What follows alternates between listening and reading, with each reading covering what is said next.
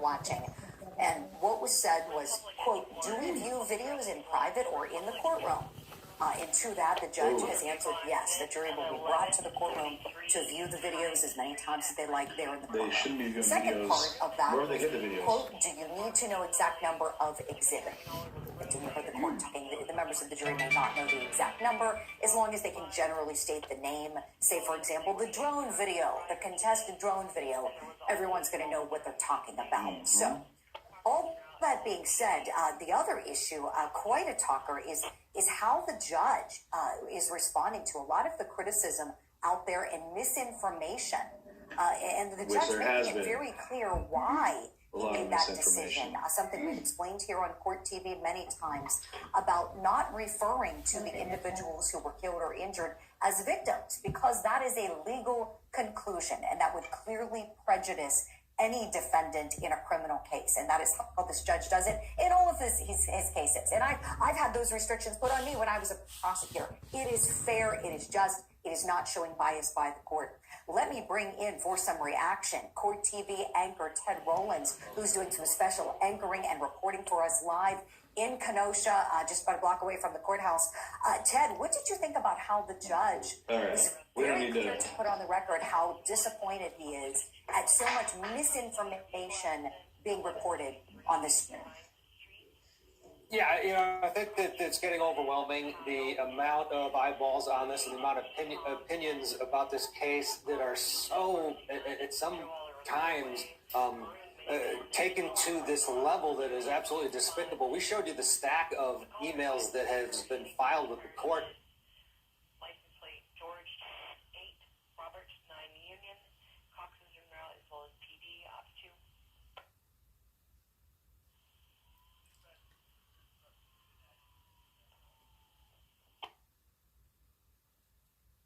I'm clear, Republic Engine 2.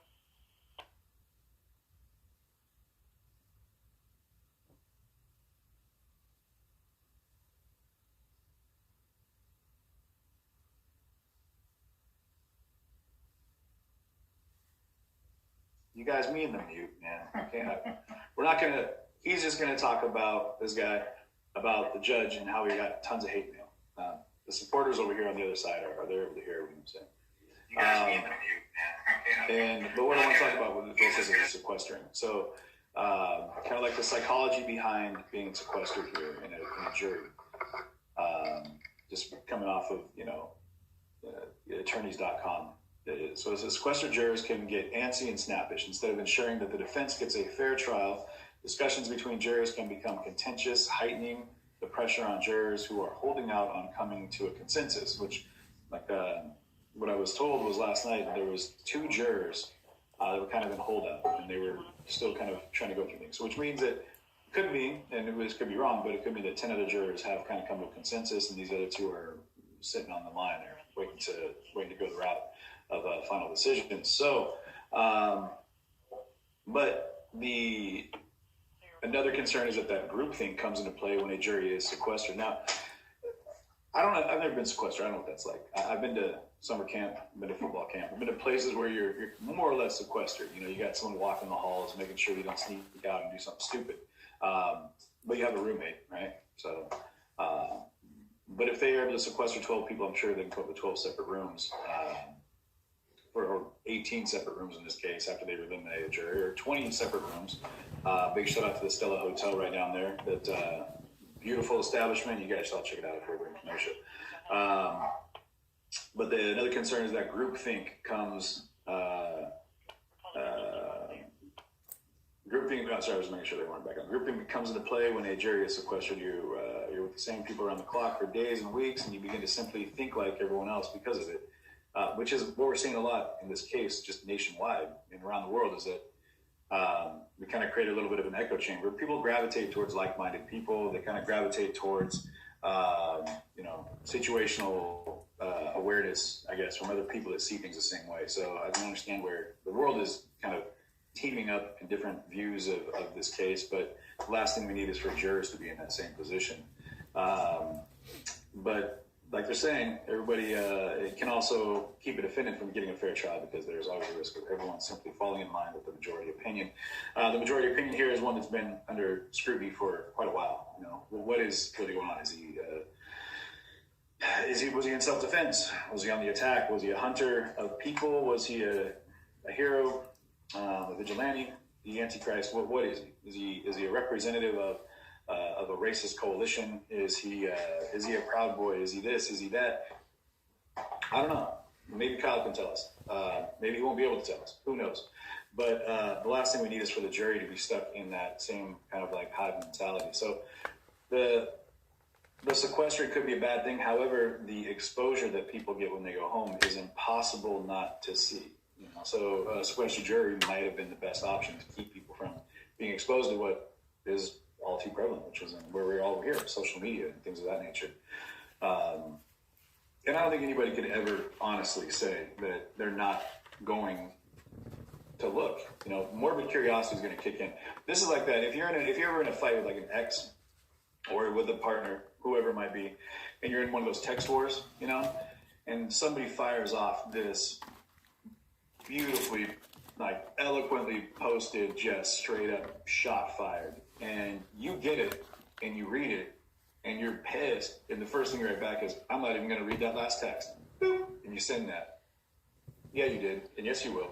You're going to. So to say don't do any research on the trial, you're asking a lot of a human being to be like, well, this is something that I've been majorly exposed to for the last year. Anyone local here in Kenosha, any local residents of Kenosha County are all too involved with this case because it happened in their city. So it wasn't just a crime or however, you know, a crime that's being tried, you know, for the first degree intentional homicide, second degree intentional homicide, first degree reckless homicide, first degree reckless endangerment. These are the crimes that are on trial right now.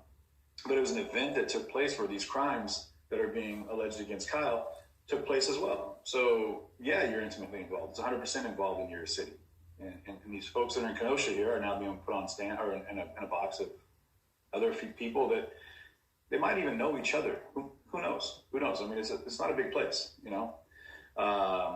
It's not a very big place. Like I said, 100,000 people here, but you know, compared to like 2.5 million back home or other places, relatively small. And I see a lot of the same people when I'm here, even though it's been a year. I still run into familiar faces. So it's a situation when it comes to the jury doing what juries do, which is giving the best, honest, and equal accounting to all information processed, and then having to deliberate as to what's going to happen. But I have not heard an actual name for this jump kick man to answer Jackie Saunders over on YouTube. So it was interesting. I think they said that the jury in the O.J. Simpson case was sequestered for how long? 265 days. 265 days was the O.J. Simpson jury at a cost of, I think it was something a little over $2 million.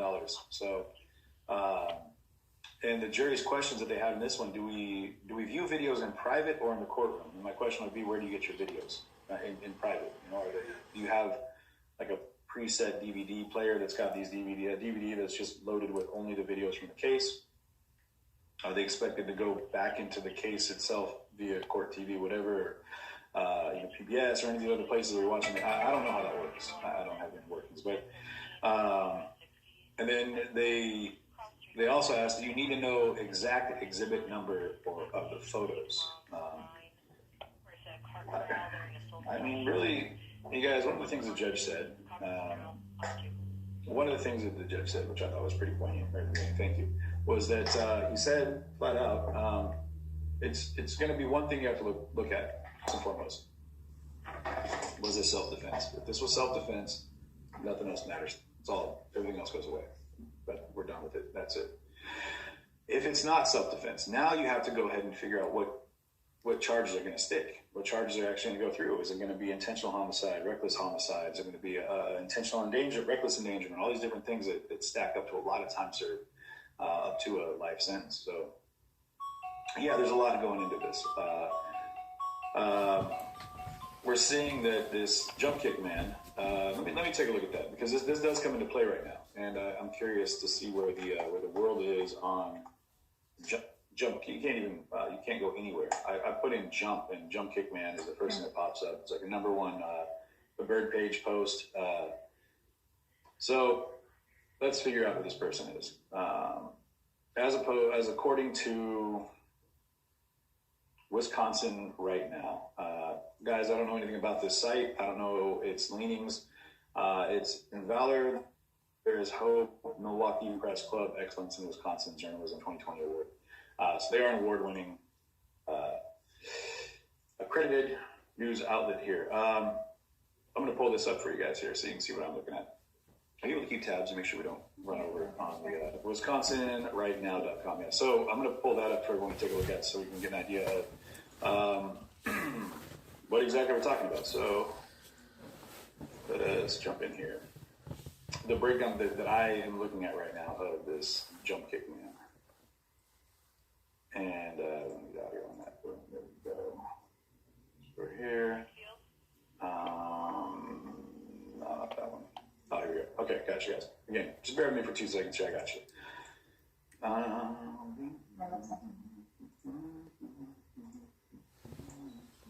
All right, here we go. Make sure you guys can see what I'm seeing here. Let me get myself out of the way here.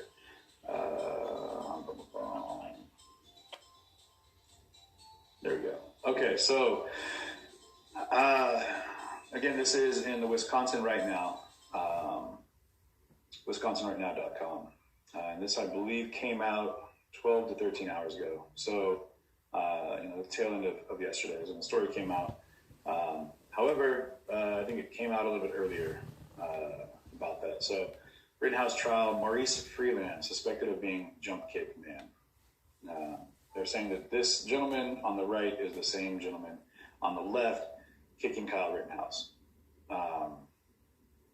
And it says Maurice Freeland and then it goes into his history. Maurice Freeland is a felon with a long criminal history and an open domestic violence charge, accused of being the mysterious, supposedly unidentified man known as Jump Kick Man during the Kyle Rittenhouse trial. Wisconsin Right Now has learned from a law enforcement source in a position to know that the prosecutors informed the Rittenhouse defense team only last Thursday. The prosecutor informed the Rittenhouse defense team only last Thursday. I read that with different emphasis. So the law enforcement source is in a position to know that the prosecutors informed the Rittenhouse defense team only last Thursday, November 11th, 2021, as the trial came to an end, that Freeland had come forward claiming to be Jump Kick Man. So this is where the defense is having an issue, because they're saying that right now that the prosecution wasn't giving all the information they had available to try the case, which would be in that misrepresentation of the facts played out and grounds for mistrial. Freeland is listed as being in the custody of the Kenosha County Jail as of November 16th. Not that he was put in there in November 16th, but as of that date, he was in custody in Kenosha County Jail. So his most recent booking is listed as a probation hold with no bond. And again, I'm not trying to put anybody on blast out here. So his information, if you guys want to go into all the info about who he is, what he did, his history, that's on you. It's not my place. I'm not. So they're saying that their sources additionally added, it's not clear when Assistant Director, District Attorney, the person learned about Freeland's claims, the source said. Clearly, it would be a much bigger issue if the prosecution knew his identity for longer, because the defense might have wanted to call or cross-examine him or track him down and vet the story. Wisconsin Right Now wrote Gravely and Binger and asked them for comment, and neither wrote back, apparently. So their source also added additional details saying that authorities were unable to do effective facial recognition analysis to prove definitively that Freeland was Jump Kick Man, because the video and photos don't show enough of his face, partly because he was masked. So it could come down to just basically when he came forward and identified himself as Jump Kick Man. WISN 1130 talk radio host Dan O'Donnell first broke the story. The prosecutors had identified Jump Kick Man. Although he chose not to name him, our source then provided his name and gave additional details, also confirming O'Donnell's account that prosecutors told the defense team that Freeland allegedly wanted immunity for an ongoing criminal case, which prosecutor Thomas Binger didn't grant. It's an issue. That's an issue. Thomas Binger, the ADA, has, it seems like, granted some immunity for other charges that could have arose from this case, other gun charges that could have arose from this case, from other people that were involved in this case, other people that were intimately involved with the shootings in this case, and they're not being brought up, they're not being prosecuted for certain things, which is interesting to me. But there are things that are lingering through as the ADA is prosecuting this case, and using people in other cases that he's prosecuting as well as witnesses in this case, which is, to me, very confusing, and I'm not sure how that even works out. But it does say that the Maurice Freeland was on the streets that night of the Rittenhouse shooting, less than 2 months after getting a plea deal and probation in a domestic. Okay. Binger referred to the men who attacked Rittenhouse as people stopping an active shooter, is how Binger, the ADA, referred to the men who attacked Rittenhouse in the streets. Jump kick man who delivered a flying kick to Rittenhouse's head after Rittenhouse fell to the ground, a move caught in some of the most searing imagery in the case. An image caught by the gentleman that I had on the couch with me yesterday. So if you guys get a chance, go back in and take a look at that. The round table that we did with Ford Fisher from News to Share, BG on the scene, and Brandon, and we also had Kriston Harris from The Rundown Live, who was actually on stand and testified in the case. So definitely go back in and watch that. We did a round table that's kind of deeper dive into our experiences in the live stream world and about our experiences in the streets of Kenosha that week. Okay, supposedly, it says a move caught in some of the most searing images in the case supposedly remained unidentified until the end of the trial. The jury instructions, which charged Rittenhouse with endangering his life, referred to him as an unknown man. Apparently that's a picture of him somewhere. Jump kick man, as was referred to by all parties in the court, was never named in court and was not called to the stand. The jury went into deliberation thinking his identity was unknown. The Rittenhouse jury deliberated for a day without reaching a verdict, concluding at about 5:45 last night. They will resume deliberations today, as it says. In closing arguments, which took place after our source says Binger told the defense that Freeland claims to be Jump Kick Man, Binger described him this way. This man that the defense wants to call Jump Kick Man, he's got no weapons, no gun, no knife, no nothing, comes in and tries to kick the defendant in the face. At another spot in the closing arguments, Binger told the jury and these folks that are coming at him, the Jump Kick Man, Anthony Huber, aren't armed. They're not a credible and imminent threat to his life. He saw the defendant shoot at Jump Kick Man at close range, miraculously missing. He, Rittenhouse, put Jump Kick Man's life in jeopardy. Defense attorney Mark Richards' his closing argument said, count 3, Jump Kick Man, the uncomplaining, unidentified witness in court. In count 3, Jump Kick Man comes in, kicks him in the face, spins his body 180 degrees. Even Gage Grossfreud said he was concerned about the blows that Jump Kick Man and Anthony Huber were inflicting on Kyle's head. We saw a video earlier of the individual starting the Duramax on fire right here. Jump Kick Man. He came up multiple times in both closing arguments, but never by name. Child actors went crazy. It's just tripping me out. Freeland has several Facebook pages. The most recent in his name is Maurice Goard Freeland, and says he also goes by the name King Reese. It doesn't have much on that's visible. And both prosecutor in the case, Thomas Binger and James Krause, handled some of his previous court hearings on other charges, and he has appeared before Judge Bruce Schroeder in past cases also, according to court records. It's interesting that they wouldn't recognize him. It's interesting. It's interesting to me that in a small place that they wouldn't have seen a familiar face from their courtroom. And not even just a familiar face, but it may be not the best angle, but with facial recognition software the way it is now, it's amazing that they wouldn't be able to figure it out. There's no stranger to the DA's office, including Rittenhouse's prosecution team or the system. We don't need to go any farther than that. So basically, you know where we're at with that. That's Jump Kick Man. It maybe it's Jump Kick Man. These are the term allegedly comes in to all court cases at all times, and who knows if Jump Kick Man in this case is actually this gentleman, Maurice Freeland, or not. But if it does come to light that they did know that this was him and they didn't do anything about wagering that into the case and getting the chance to examine and cross-examine him as a witness, it is very pertinent, because one of the charges is endangering an unidentified, uncomplaining party.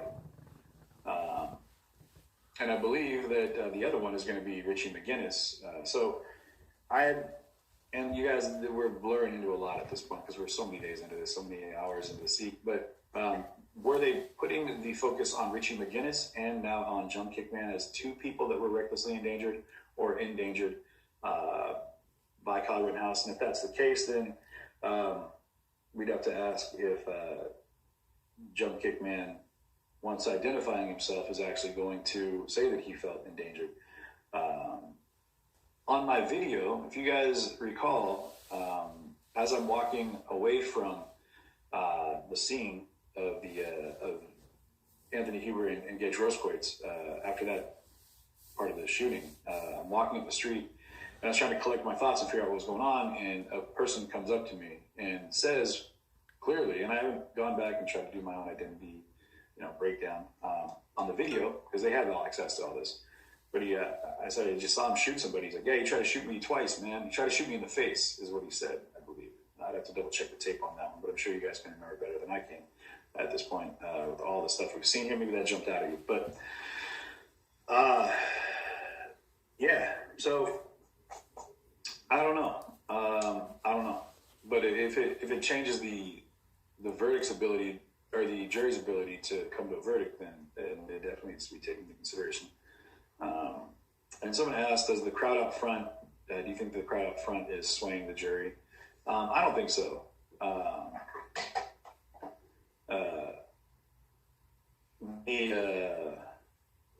Yeah. And the funny thing is, David Vining, the fact of the matter is, I'm not sure if you're talking about me or whatever, but we'll put this comment up here because I think it's interesting. David Vining says, and the funny thing is, this dumbass doing the video said he interviewed the Proud Boys. Proud Boys don't do interviews. Feel free to jump into my page, pop into my Facebook or my YouTube, and you'll see handfuls of interviews, at least a couple that we're able to post, of interviews that I've done with not just some Proud Boys, but with their chairman, Enrique Taro. And it's funny how much grief came back around, like, you must be a Proud Boy. And I was like, no, I interviewed Proud Boys. I've interviewed people in Block as well. You can go back to my footage on that as well and see me interviewing people in the Antifa groups and whatnot, when they were willing to talk before it became super closed-lipped and, unable to communicate with anybody about sharing their message or what they're trying to accomplish. So, yes, I have. If you're talking about me, I definitely have interviewed multiple times. Anyone who's been following me, you definitely know I have. But again, doesn't indoctrinate me into doing anything with that organization at all. But yes, I have. Maybe you're talking about someone else. But if you're talking about me, I would hope you do some more research before you jump down that line. But again, you guys, a lot of people that are jumping in here may not be followers that have been with us for a while. But I did get a lot of grief for interviewing the Proud Boys by people that don't feel like I should have given them a platform. And here's the interesting thing about that, and I talked about this yesterday, and I don't mind jumping into this right now. They had this idea that I gave a platform to the Proud Boys, or that I gave them something that they didn't already have. And what I did was gave myself a better understanding of who they are, which is why I asked questions like, are you guys white supremacists? Well, what are your thoughts on people of color? You can watch the interviews. I asked them point blank, and you can go ahead and listen to from the horse's mouth what they had to say. That's how I recommend everybody do your information research. Go ahead and go straight to the source to figure it out for yourself. Absolutely do that. But I'm not going to be defined by the person that I'm looking to understand, nor do I create who they are by seeking to better understand who they are. Those are the facts of journalism, I would like to say. Those are the facts of what we try to accomplish out here as being unbiased independents. Is we really just want to give you guys the reality of what's happening. And the people out there, let them, if you don't like them, let them speak.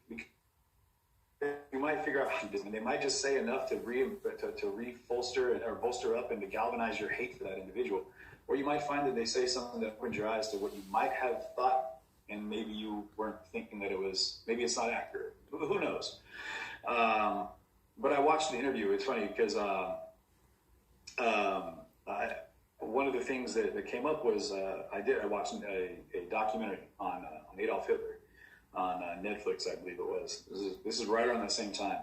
And they had some incredible information that, all through school, things I learned, but I learned some things about him. And it was about the World War II and about the atrocities that were committed there. And we're talking about about modern day history. It's like, one of the most evil personages of modern day history. killed millions of people. Now, I learned a lot about some of the details in World War II, and I just enjoy documentaries. What I didn't do at that point was get a hold of Netflix and say, Netflix, how dare you? You gave the world's greatest fascist a platform. You're a monster. You're evil. You also must be a fascist, you Nazi worshiping garbage network. I didn't cancel my Netflix subscription. I felt like I was educated further, and it didn't make me appreciate Adolf Hitler. I guess as a good dude. That's not what happened. So that being said, I think it's important for people to remember that do your research, man, but you're not who you look to understand. You know what I mean? Just want to understand it, you know? I've done a lot of research in different religions as well, but I haven't taken sacrament in a Catholic church, but I definitely been to a lot of Catholic churches to better understand Catholicism. Same thing with, I've been to Buddhist temples before. I sat down and broke bread with many people because I want to learn. I want to know, but it doesn't make me, an affiliate or a member or a indoctrinated, individual.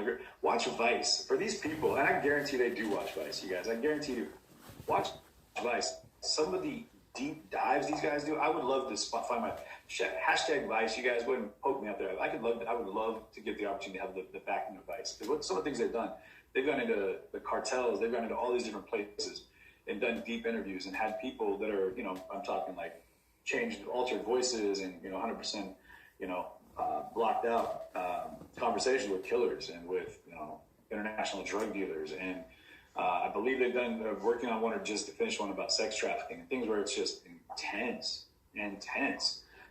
But you don't see anybody saying that like the people that are out there doing these interviews are now like a member of the cartel that they're interviewing, or that they now are going to be trafficking humans, or that they are now involved in gun smuggling. It's just a lot of ignorance out there about this. So I want to make sure that we've got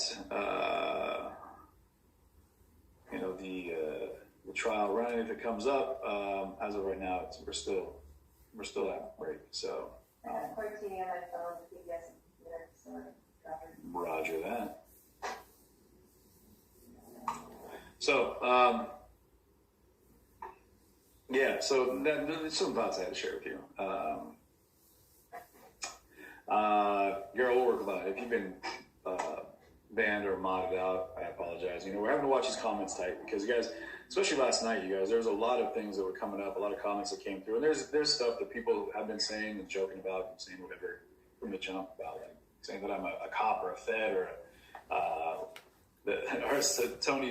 Todd Davidson says, wait, what? You're not the CFO of the Proud Boys? What? Yeah, exactly that kind of stuff. Where it gets to a point where, like, jokes aside, if you don't know, you don't know because you haven't taken the time to figure it out, and which is too bad because I really like to give every person the benefit of the doubt. It's funny, there's been a lot of people that have been like, if you watch the case right now, if you watch yesterday, it was out in front of the courthouse. There's already people out in front of the courthouse. There's people that are out there protesting. There's people that are out there, with BLM signs, with the red, the black, the green. And in that group, there are some incredible people. I know there's going to be some knuckleheads. Absolutely. There were people out there that were just kind of stirring the pot and instigating as well on the other side. But within that protest, I've been with a handful of those people on an extensive periods. We did a march to, like I said, I mentioned earlier, we did a march to Milwaukee from Kenosha. It's like 38 miles, in solidarity with the Blake family, and also for voter awareness, to get people out to vote, to start making change, to start at a level where we can actually stop talking about it and be about it. And I ran into some of those folks out there, and it was great, man. It was great to be embraced, and I saw people in that crowd that were kind of like, we're not with this guy. We don't like him because he's obviously a CIA Proud Boy Fed operative or whatever. And even they were correcting, like, nah, man, he's marched with us. He's been with us. Like, we know who he is. And then you got JB from the Blake family. Get a chance to interview with him and talk with him. And while all opinions might not be the same, the respect for the human being absolutely is. And his passion and the man's raw emotion is beautiful. And he's an incredible human being, much like a lot of these guys that are coming around that people want to, they want to lump into a villainized section of individuals, and that you shouldn't. You really should take some time to get to know them. Do your research, look into what they're doing in their communities, look at what they're doing with their with their people, and appreciate that those are the things that are telling. For me, those are the things that I feel are the most important things to look at. And we go right back to MLK. It's not about the color of your skin, and we'll take it a bit deeper. The church you go to, it's about the content of your character. Are you a good person? Are you working on being a good person? Are you trying to help your community? Are you trying to help people around you? That's what it's going to come down to, for any individual. So, again, you don't have to agree, and you definitely don't have to engage. You can openly and gladly appreciate the fact that, like, they might be over there saying things that are pejorative to you over here, and people over here might be saying the same to them. But it's cool to stay over here and over here instead of having that clash in the middle and beat each other up. You're not going to convince somebody to agree with you in the middle if you want to beat each other up about it. But people are polarized at this point. The courts, or not the courts, but the government has done a good job with that. False narratives, mainstream media. There's been so many things that have been put out there that have definitely caused this polarized rift in the nation of liberals and conservatives, of Dems and Republicans, of anti-vaxxers, pro-vaxxers, anti-maskers, pro-maskers, pro-life, pro-choice, just you name it, keep going, and it'll just be, one list after the other of what these people are, what they represent, and then you're no longer a human, you're just a concept that's been pasted into a Twitter board about what you should or should not do and the rules of conduct if you want to go ahead and claim to be a part of our group. So, it's a joke to me that people are, not a joke, it's sad, but it is almost laughable that people are still in this mindset that you think you can sum someone's life up in one encounter, you know what I mean? And that's a lot of what we've seen with this Rittenhouse case, is that people are spending a lot of time making some pretty rash assessments of an individual based off a moment. But that's, I guess, maybe why they dig deeper and they do kind of the character profile, and kind of look at your past and figure out what kind of person you are that brought you to a place where you did the thing you did, and should you have been there or should you not have been there? That's up to the jury at this point. So, again, I'm just double checking everything here to make sure we are in the cut, and we're not going to miss out on anything. So we're doing good though, guys. We're okay at this juncture. Questions anyone has here? I'm going to jump in here and see if there's any questions anyone has as we're moving forward here. Anyone over my supporter page that we're also live in right now? What else did your voice is muted on you? Oh, got an old comment. How do we feel the case is going right now, you guys? Do we feel like they're going to come back with a verdict today? Is that going to happen? Are we going to be sitting down here waiting for another day or two, or is it going to be? Are they going to come back with a hung jury? Is it going to come back and then push for a mistrial? Who knows? If the pickle is one big, you must have quit. Interesting. Yeah. Haoxing. It's an interesting font you use there. Just going to say. Interesting font. It's entirely reminiscent of another group that I've seen. Interesting comment, though. It's funny. Yeah, it goes back into the OJ trial, right? If love doesn't fit, you must have quit.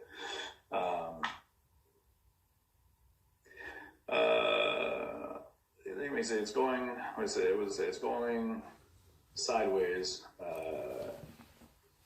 and has from the start. Yeah, I mean, pickled pixels, man. There's been so many. What quotables? Anyone? What's your favorite quote coming out of this? I like the hocus pocus and out of focus was one for me. It don't get brazen with me. Those are two that, like, no matter what, will always stand out in my mind.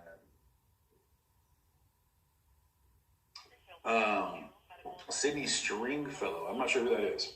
Basically, a journalist like CJ does the same lives. All right, there you go. And that was one thing that came up in our conversation that we had yesterday at Roundtable here with the gentleman that were able to make it. And there was a handful of folks that weren't able to. And big shout out to everyone out there. We're not in competition with each other. Well, we shouldn't be in competition with each other. All the folks that are out here streaming, that are out, doing what we do, trying to capture the moments of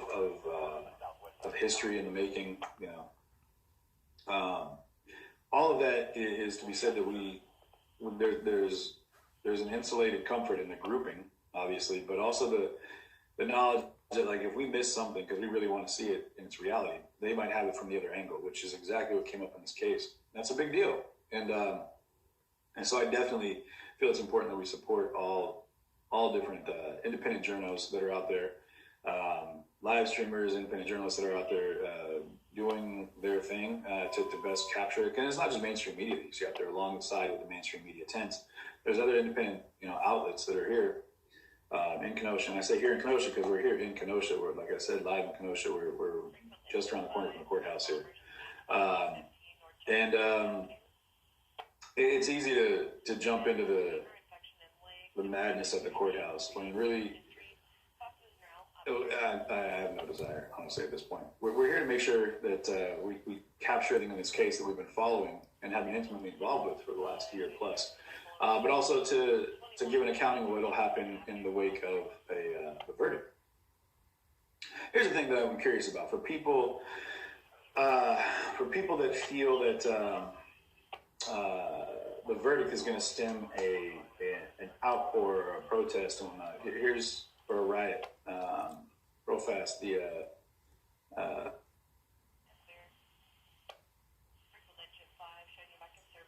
Here's the thing that I wonder about.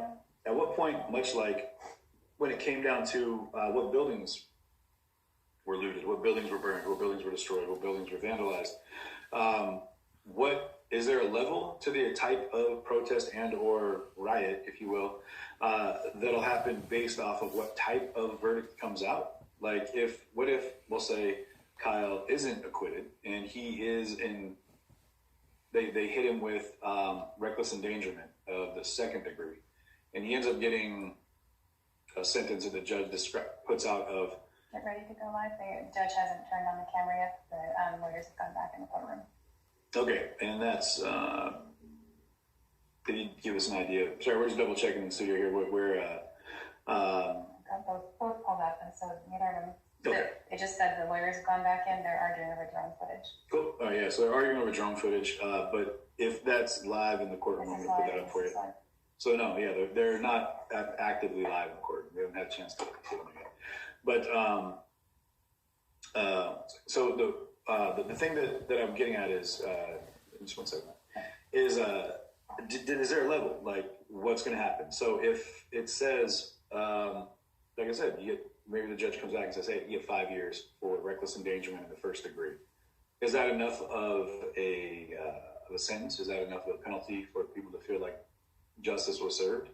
Or is the only outcome going to be either 100% first degree intentional homicide, life sentence, done forever, cooked for good, never seen the light of day? If it's that, or acquitted, self-defense, walks away, no problems. There's going to be gray though, guys. And that's where I think people are needing to like let themselves move away from the polarized idea that it's one or the other. Because the judge and the jury have a lot of work to be done in the middle, in that gray area of all the finites, first and seconds. If one sticks, will the other, and in that, is that going to change? Look at what happened. Okay, look at, let's go with the George Floyd and with what happened with George Floyd with Derek Chauvin.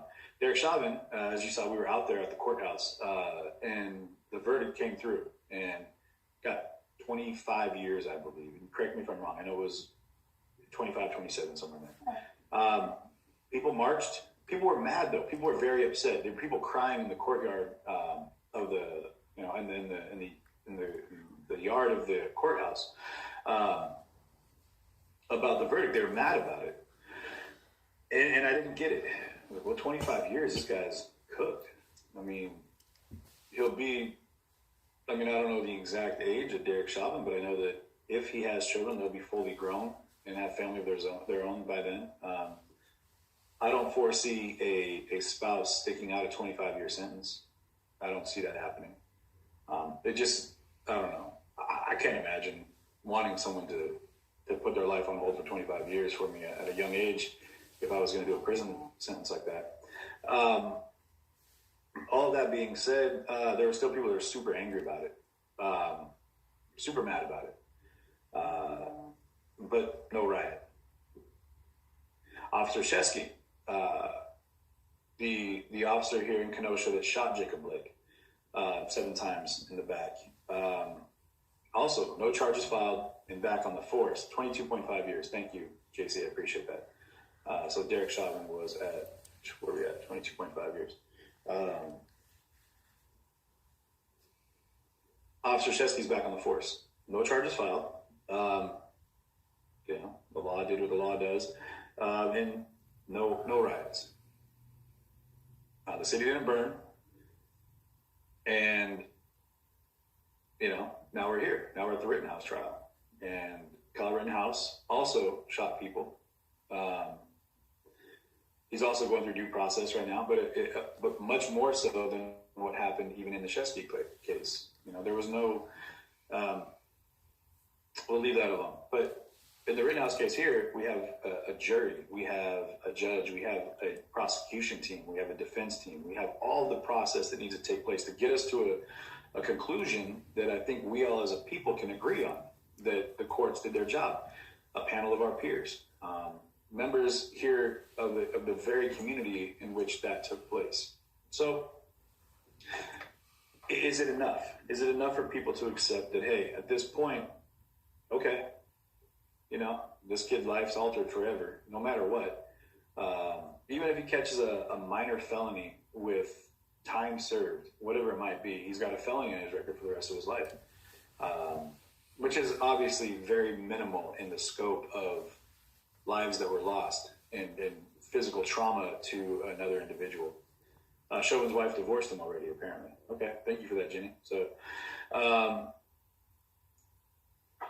this is Melinda. Okay, let's go. Let's not go talking about starting the revolution, you guys. Okay. John Peterson, we're gonna go ahead and take a breather, bud. Take a breather. We don't need to. It's not attacking liberals. We're not attacking conservatives here. That's not what we're doing.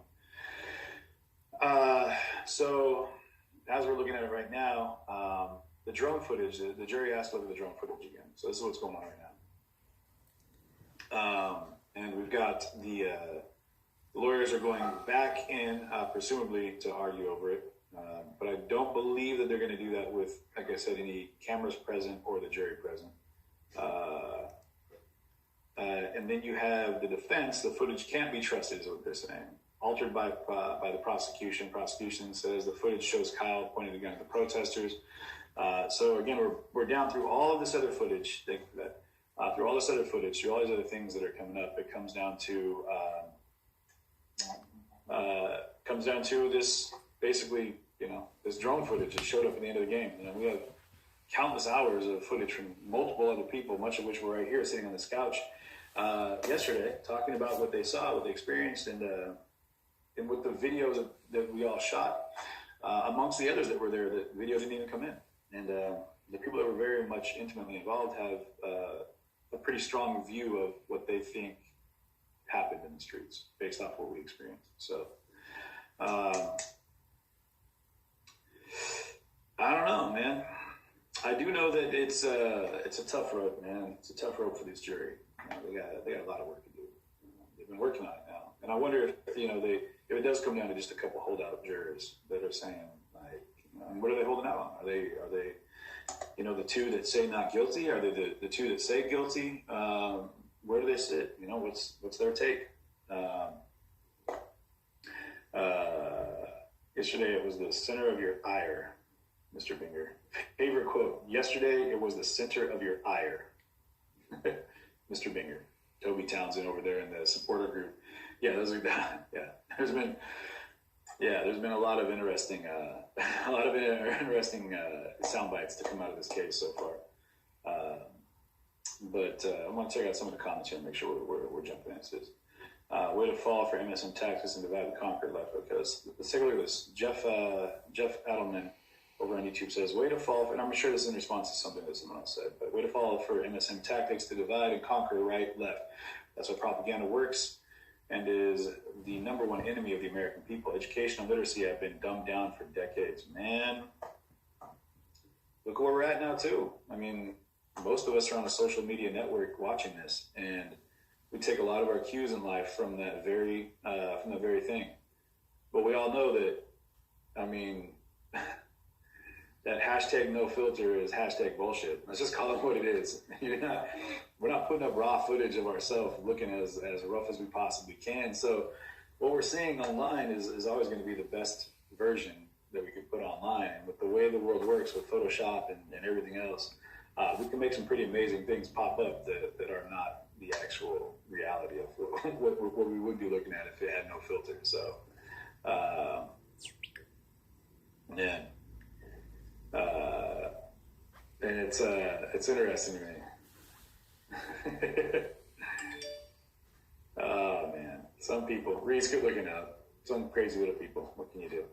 But yeah, we got to get back to rationalization. So Kyle Buskovich says rationalization is the second most important human drive. Very interesting. It is. I would hope. Because we try to make sense of things, right? In our head and through it all, we try to get a better understanding of what's really going on. You know what I mean? And that's what a lot of this case has been about. And so Resist Tyrants over on YouTube, thank you so much for that contribution. It says, it's never been left versus right. It's you against the state. Yeah, man. In a lot of cases, in a lot of situations, that is what it comes down to. It's but then you got to wonder, like, what's the state's motivation? What are they trying to accomplish? So what are they hoping will happen? What would they like to see happen? And what like I said, what's the motivation? Start to the top. I think when I was talking to Corey last night, we were kind of riffing back and forth, and it came down to saying things, talking about the case rather. But we were kind of laughing how, the shit may roll downhill, but the blame should go right back to the top, because that's usually where things have been perverted enough to get people to a place where by the time it hits us, we're trying to figure it out. We're struggling over tidbit facts, that are most of the time, like I said before, fired off through social networks. And then we do a lot of, sad, but we do a lot of biased research, because we can go ahead and Google a lot of things that'll tell you exactly what you want to hear. I could ask for facts in the chat right now, 1,000 people on here right now, or 1,000 plus. I could ask for a fact, and I guarantee I'll probably get 10 different answers for a fact, because people are going to find them from different places, even Jump Kick Man, that situation, I don't know who he is, and I don't know if that's the facts, because we haven't seen Jump Kick Man walk out in front of us and say, hey, guys, let me introduce myself. I'm Jump Kick Man. Let me tell you what happened. So, but what's happening in the courtroom right now is the defense attorney is arguing off camera that he takes the issue with the jury watching drone footage, again, because it's the subject of his motion to dismiss the trial with prejudice and could taint the jury. So they're looking for that mistrial. Dismiss the trial with prejudice. And,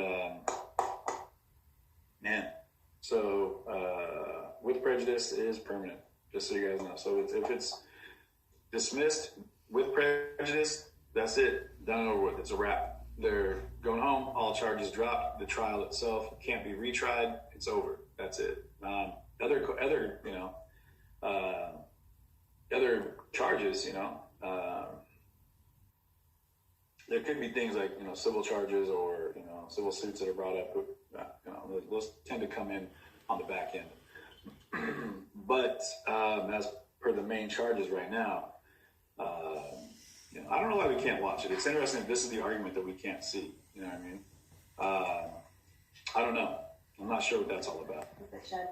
So, but they're not allowing the jury nor the cameras to be part of this back and forth.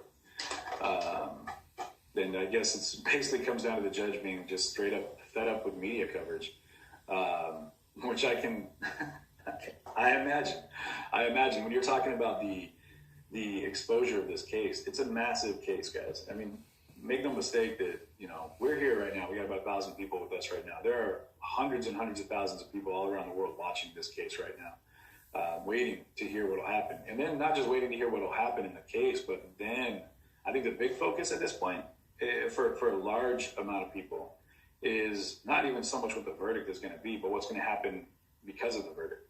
They're waiting to see what will happen. And someone I hadn't even thought about is not even here, but in Kenosha, just here in Kenosha, what's going to happen everywhere? What's going to happen in major cities anywhere? Is this going to be something that people are gathering right now? If you're in other places right now, if you're in other cities or states, which I know a lot of you are you seeing anything in your hometowns? Are you seeing anything back home at Capitol buildings, at court buildings, where people are gathering, congregating, waiting for a verdict on this for much the same reason that people are gathering and congregating at a courthouse right now, waiting on a verdict? If that's the case, I would love to know. And if you're able to go there with a camera, let me know, and we can go ahead and pull that up and take a look at what's going on around the country. Matter of fact, I'm gonna jump into that. We're gonna see if we can't see if there's any other,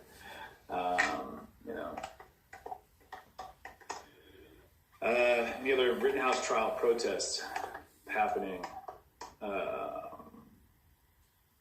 now. I guess I don't know what that. I don't even know the best Google search for that now. 8 hours ago, Tennessee decided the court. Okay, they're just coming back to Kenosha though. So let's see if we can find anything that anybody has. Go ahead and throw me a line up here if you guys have anything that is happening elsewhere in the nation, not in Kenosha, but elsewhere in the nation. Give an idea of if any other people are looking at, being, are worked up. And I know they are people. I mean, it's not just here. Obviously, there's a much more personal attachment here.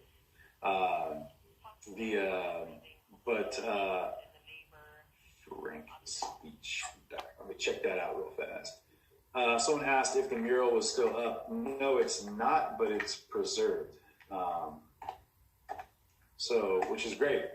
Big shout out to our family member Stefan for not only doing the mural, Steph, but for being so amazing and such an incredible part of the team.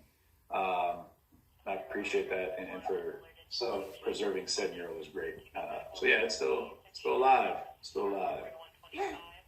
Angel Meyer, what town, what city or state are you in, Angel, over on YouTube? Saying nothing's going there.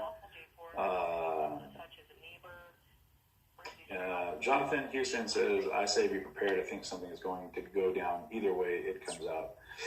Possibly. Why so much interest in the UK? What's the vibe in the UK? Anyone that's watching from overseas right now, what are your thoughts over there? How are people over in the UK processing this Rittenhouse case? I really, really would like to know, actually. I'm very interested. James Lynch says, I go live now, but nothing to see but cold, windy, and nothing. Well, there we go. Let's hope it stays that way, right? There's plenty of big media outlets that are outside of the courthouse. Feel free. If you guys want to check that out, go ahead. There's nothing happening out there right now. Just people standing around. Maggie K says, last night the troublemakers, as they refers to them on the steps, was a bit concerning.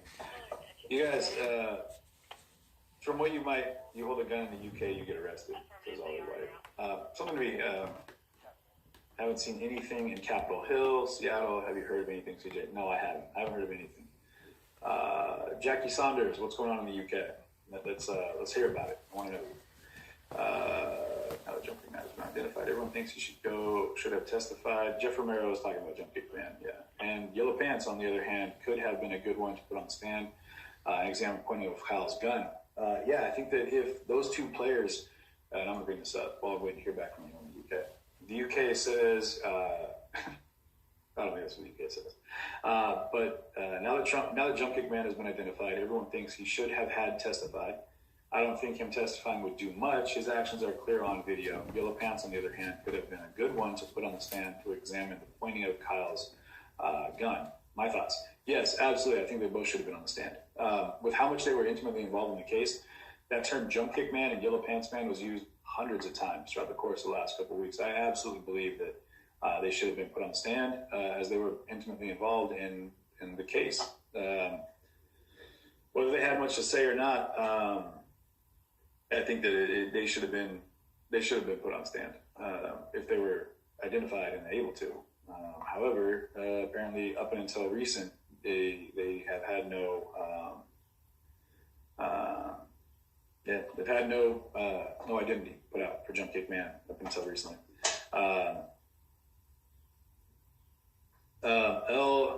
Joaquin Velasquez says, UK, we are talking about crazy Americans here, sir. UK thinks we're all you guys are telling me what the UK thinks about us. Let's let somebody from the UK jump in. Tell me where you're from, first of all, or where you're at, and then let's go from there, and then we can talk about what the UK thinks from someone actually in the UK. Excuse me.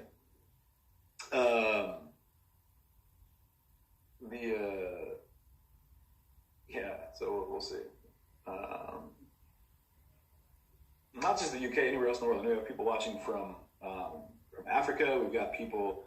We've got people all over the country, South America. No, we don't. Well, I don't.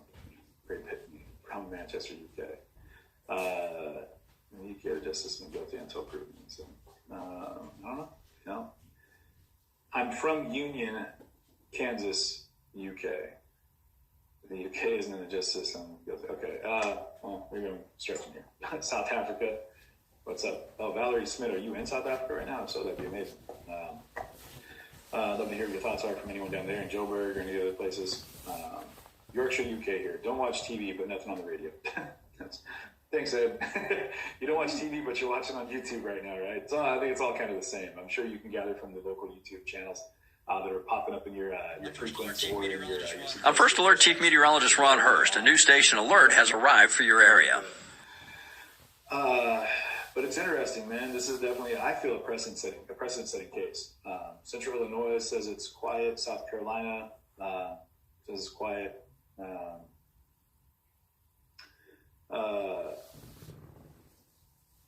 Okay, yeah, Valerie. So Valerie Smith, you are in South Africa right now. Southern Africa. No, South Africa. What part of Africa, Southern Africa, are you in? South? Is it South or Southern Africa? Am I saying this wrong? What is it? South Africa? Southern? It's South Africa. South Africa, yeah. We're gonna go with South Africa. It just feels right. Sorry, I might have missed your comment as it came in because I was trying to clarify if I was how dumb I sound while I'm trying to do my geography here. Yeah, Ed, I appreciate you watching, man, from the chop. Here's what I'd ask anyone that's in, no matter where you're from,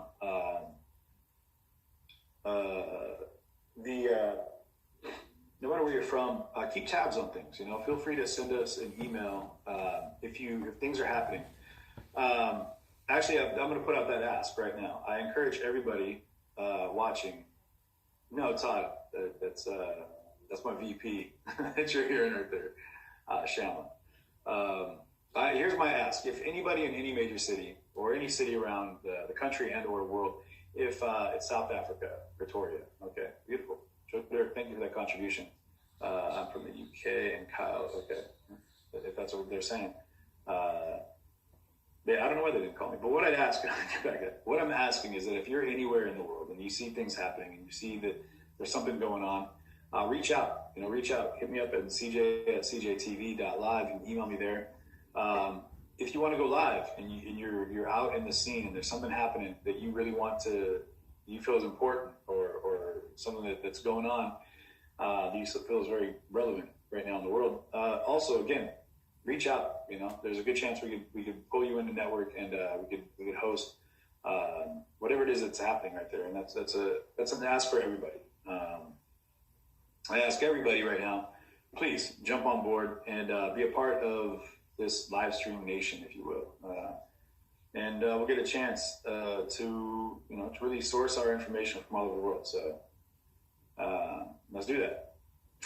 Come on, and man, come to Minnesota for the Potter trial. Yeah, Jenny, there's a lot of a lot of cases going on right now. There's CJ going to Brunswick, Georgia, for the Ahmaud Arbery verdict announcement.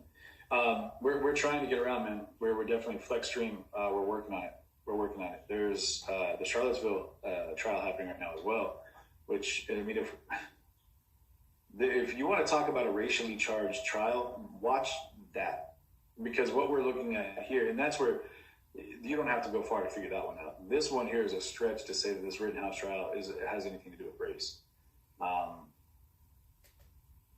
because the three people that were shot were also white, as was Kyle Rittenhouse.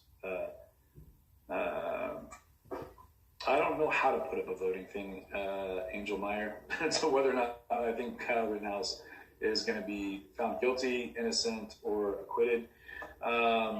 Maybe someone on one of our mods, maybe on the Facebook page, can put something up. Oh, that's terrible. Kathy Hadley says that they had a terrorist attack this week, a suicide bomber in the Liverpool Women's Hospital has been suppressed by the MSM. That's terrible. Sorry to hear that. Yeah. Yeah. We can become CJ minions. What? Not intended to sound bad. That'd be cool. All right. Kathy, yeah, that's terrible. So hopefully, our prayers are going out to anyone that was involved in that attack, and I hope that no one was seriously injured or killed. Yeah, it'd be terrible. It's been on the news here in New York City. The guys that were on behalf of a black guy because they were supporting the death of a guy who was killed by the police. Sorry, I can't recall that. But the three white guys were there on behalf of a black rally because they were supporting the death of the guy who was, okay, now this is, that's not how it happened. Sorry, I appreciate your input, but that's not what went down. This all started out here in Kenosha, you guys. To be very straightforward, it started off with the shooting of Jacob Blake. Jacob Blake here in Kenosha was shot 7 times by a police officer, Officer Shesky, in the back. They can dig into the details of that case if you want, how you feel about what happened there. Move forward to just hours after that, you've got a march that made its way, a grouping of people that made their way to the police station here in Kenosha. And then it started, bricks were thrown, ammonia bombs were tossed, rocks were thrown, tear gas deployed, less lethal rounds, and it kept going, and it went on for that entire night, and then it went on for a second, and a third, and it kept going, and the momentum, came to an ultimate crescendo of tragedy with Kyle Rittenhouse and that shooting, the shootings. Back in the courtroom, though, I want to let you guys know a little update. The judges said that it's shameful. The behavior by attorneys, the media grossly irresponsible for handling this trial. I'm thinking long and hard about live coverage of the trial again. What is being done is really quite frightening. That's the right word, frightening. I mean, I'm not sure how the media inside the courtroom, I'm not sure how, well, I'd love to hear more about what he thinks about that. The jury has 2 more questions. It's unclear what they are now, however. He's going back in those chambers while he waits for the attorneys to get into the courtroom. So they're still working on things in the courtroom. They got some things to hash out. They're not quite to a place where they're able to put the jury back on the old verdict trail here to figure out what they're going to come up with. But I really want to find a sound clip of the judge when he said earlier. It's frightening. Frightening. That's the word. The judge, man, Judge Schroeder. Let's pull back a little bit on the heavy nature of things if we can. But that Judge Schroeder, you have it. That'd be hilarious. I want to grab this one real quick too. This is there's been some moments. You're not gonna have to go far. Yeah, it's funny because you don't have to go far into the search engines here to get to these points. This is a quick clip of the judge.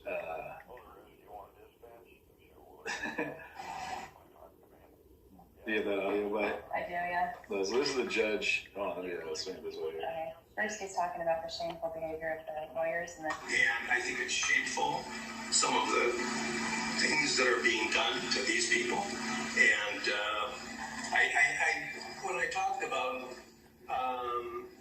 problems with the media when this trial started, we're there in part, not fully, but in part, because of grossly irresponsible handling of what comes out of this trial. I will tell you this, I'm going to think long and hard about live television trial again next time. I don't know. I've always been a firm believer in it because I think the people should be able to see what's going on, but once you see what's being done, it's really quite frightening. Frightening is the right word for it. Frightening. That's the word. Can concur. There's been a lot of frightening moments in this case. Which one of them is right here with the judge when he he had that moment. I'm going to pull that up real quick here, which I can't help but appreciate. Yeah, this guy. Let me get you guys down in here. Where we at? All right.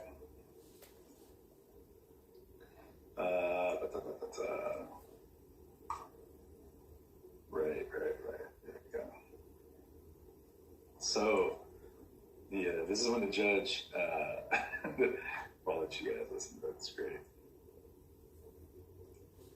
Numerous occasions during this trial where they've opened the door. The one time when they're going into Mr. Rosenbaum's prior reason he doesn't like guns.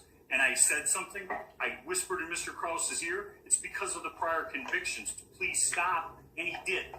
He knows if you're going to go into something that's been excluded in a pretrial order, you better ask the court, you better get permission. This is ridiculous. You know, it wasn't excluded, Rob. You know why it was excluded in the first place? Because it was propensity evidence. That is exactly what 90404 is designed to prevent. You're talking about his attitudes. His attitude is he wants to shoot people. Now, I've admitted that kind of evidence in other trials when it's been appropriate. I didn't admit it in this case because, to me, what I've heard in this trial, and by the way, Mr. Richards absolutely correctly points out that just hours ago, I said I had heard nothing in this trial to change any of my ruling. So why? Testimony on it. Pardon me? That was before the Don't testimony. get brazen with me. You knew very well. You know very well that an attorney can't go into these types of areas when the judge has already ruled without asking outside the presence of the jury to do so. So don't give me that. That's number one. Number two. This is propensity evidence. This propensity evidence. Okay, I'm gonna pause it there because I just love that he talks, man. He takes it up there and then he drops it. Like, and now number two. Back to what I was saying. He goes deep, man. This judge, he throws that fire and brimstone at you. He comes out with that holy hell water, like coming out of like that southern belt is what he feels, and then he drops some Leviticus on you, or one of the other book of Corinthians, and then he goes right back into case law, and he'll start reciting like Jorgensen versus State 1933 or something. This dude has been around. He's 75 years old. This judge has been around the block. He definitely has seen. He's seen things. Safe to say, he's seen things. But we've got, we're going to see if we can find some other clips of him from other trials. But I mean, at first I wasn't sure how I felt about him. I was like, man, this judge, I don't know about this guy. Just because he was being really kind of cagey with the situation, really you couldn't really tell if he was going to just let the case play out. But as we've seen here, he's involved, man. He's involved. You might think he's up there playing Bubble Breaker or peeping his new haircut in like a selfie mode. But I think this guy's much more tuned in than I think a lot of people are really giving him credit for. So, he's had some raise up moments where he's come right at you like, you better. I thought at one point, really, he says, you're very, and then he cut himself off. I thought he was about to say, I'm about to hold you in contempt. You're very close to being in contempt. Because I thought at one point he was going to say to the prosecution. And at that, I was like, man, damn. That's scary. What Leviticus got? You got it, Nicolette. I love that you're here, but you got to really follow it. You got to follow the storyline, please. So yeah, but man, it's interesting, and I don't know what his issue is completely with the he's respecting. Yeah, he's supposed to. CJ respect him. I don't know what that means. Yeah, I absolutely respect him. I think he's, it's terrible that he's gotten so much hate now. Like I said, they showed a stack, a big stack of emails. Those are just emails that he's received from people that are just furious at the judge, and really when it comes down to it,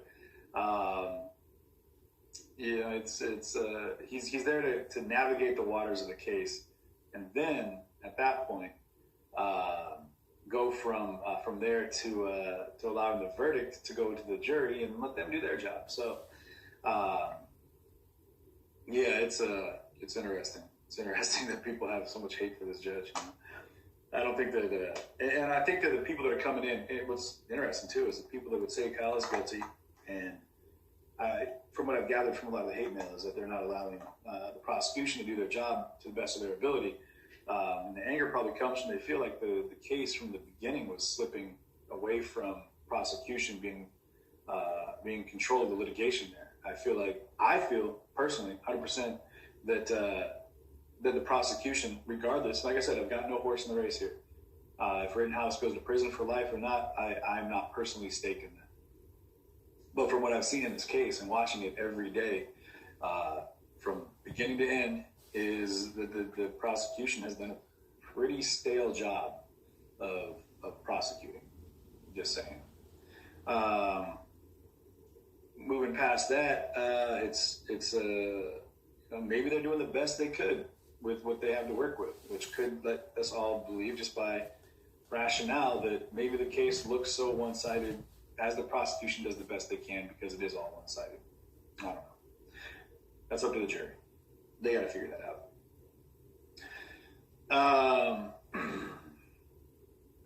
So who knows where that'll go. I know that they've got a lot of work ahead of them. They've got work ahead of them. I'm 2 minutes. You guys, I'm 2-3 minutes from all of Kenosha. Kenosha itself is only 2 or 3 minutes away from all of Kenosha. So you don't have to go far. You don't have to go far to find.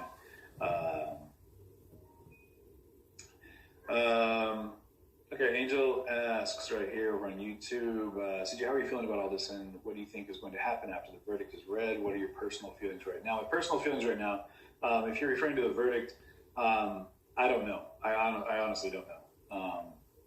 I don't know. Okay, here I'll put this into light here so you guys know where I'm at.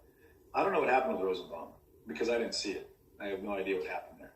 I mean, other than what we've seen video, from drone footage, from everything else, much like the jury, they have figured out, much like I do, because I didn't see it firsthand. None of the guys over here last night or yesterday afternoon saw that firsthand either.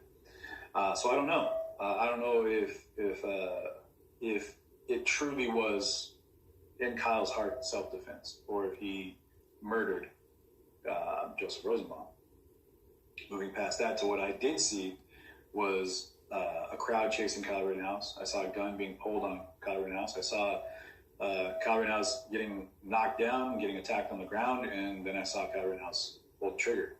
And I saw Anthony Huber go down, and then I saw Gage go down, and then I heard a lot more gunshots, and then I thought everyone else was going down. And I just saw bodies hitting the ground. And on my feed, you hear me say, people are getting shot everywhere, because that's exactly what it looked like and sounded like. And it's interesting that we didn't get into that after the fact, after the 4 shots from Rittenhouse's gun, the 2 towards Jump Kick Man, the one in Anthony Huber's torso, and the one in Gage's bicep, all of the other shots that came off of that, and I think we counted something like another 13, 14 shots. Bodies were hitting the ground. People were dropping, either running or dropping. And I'm standing there with my camera like, a frozen turnip, if that's a term. But I end up thinking that it's people getting shot everywhere. And what scared me was when they ran past chasing Kyle with, baseball bats and guns. Get him, let's get him. All I thought was they were going to kill this kid, and he's got a big gun. And it's going to end up being not all one-sided. If they plan on, killing this kid or beating him or what, I don't know what the thought process is when you chase someone with a gun.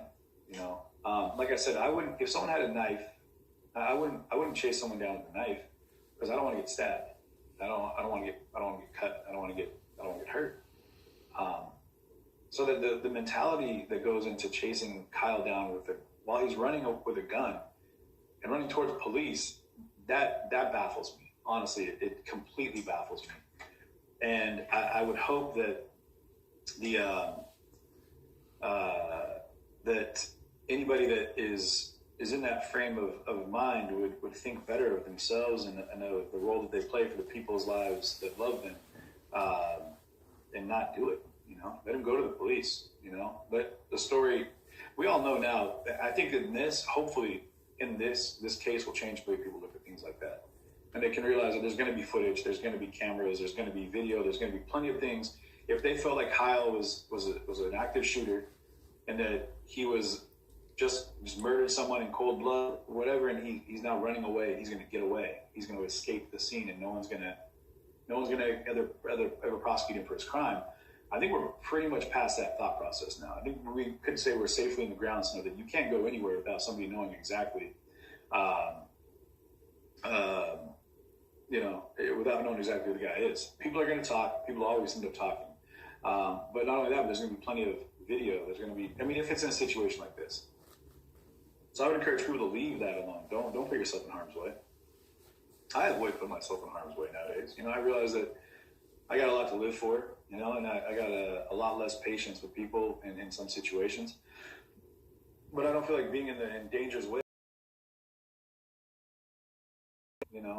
a smart play in situations like this. I'd rather take myself into a plane and go skydive. Let that be the danger that I embrace. But what I saw was a kid defending himself. And I don't mind saying that. He was on the ground, and he was there was a crowd going after him. And I saw a gun, and I saw bats, and I saw people with intent, and it was scary, man. It was scary to see it happening because I was afraid that people might end up doing exactly what they did, which put themselves in the line of fire. And it happened. And tragically, two people now are gone forever. God bless Gage that he made it through that. Suffered some physical trauma, and I'm sure a life of mental trauma that he's going to deal with forever, much like a lot of us will. But when it comes down to it, we can only talk about what we experienced, right? So what I experienced was a scared kid with a big gun that got chased down by a crowd, and from what I saw, it looked like he was doing the best he could to act in his self-preservation. Who knows? I might be wrong. I don't know. I didn't ask Kyle. I didn't ask Kyle if he felt threatened. I don't know him. I don't have his phone number. I don't have contact with any of that action. What up, co-host? I got my co-host over here, Mr. Wendell. He's my correspondent on Four Legs. He's a good dude. He's my homie. Never right, Wendell. Yep. If you want to do a one-on-one with Wendell, come on over to our supporter page and get actively engaged in Mr. Wendell in his court proceedings. But I do agree that you should have the right to bear arms. Absolutely. Do I think that you need to bear them at all times? No. I don't think that you need to go to Best Buy with a shotgun over your shoulder. Though if that's what you feel you need for self-preservation, for self-protection, that's your right. And I support the rights of the people. I support the rights of all people. I support everyone's individual right to be 100% the person you choose to be. Don't you walk up and crazy little bugger. Your civil liberties, your personal rights, the things that this guy's trying to sabotage my setup here.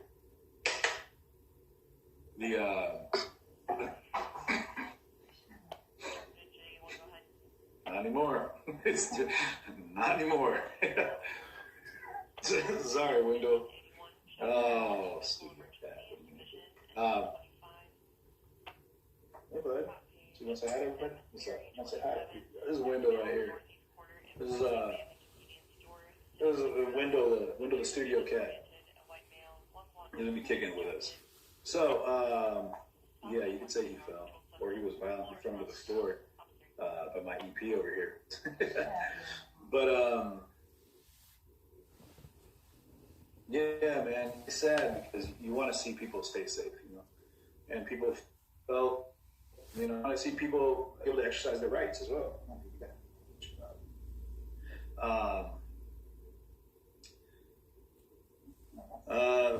But much like, yeah, hey, Darnell, yeah, absolutely, man. It was really good meeting you as well. Right here, yeah. Focus on folks that are local right here. People that we're able to meet on the streets and talk to and get some real accountings of the way people feel about things here in Kenosha, from people in Kenosha. Darnell, thank you so much for taking the time to talk to me, man. I appreciate your input and your feelings on things out here and your representation of your community. Thank you very much. To be clear, man, there's we were talking yesterday. You got people that are here, you know, guys. Like, you know, we were asking about the rebuttal from people watching us or you know, engaging with us. And by us, I mean other independent journalists and streamers, whatever you want to call us. They're out there, you know, giving coverage. It's crazy to me that there are people that attack and engage in negative form people like us because they feel like we are somehow actively representing, like in our presence, a larger entity that's going to come in and combat what we're looking at. We make it very clear, I can't control the people who decide to view the show. I can't control if you choose to like me or not, or if you support what I have to say or think that I'm just a blowhard idiot that's up here just speaking out of my ass. You know, I can't control that. All I can do is control my actions and give you the best insight of me as transparently as possible. So, but you got guys here, like even like, you know, Ford and other people, you know, his camera's got all this garbage on it that people have, you know, thrown at him and come after him, talking to BG, getting attacked in the streets, you know, and, you know, everyone, all of us have gone through something.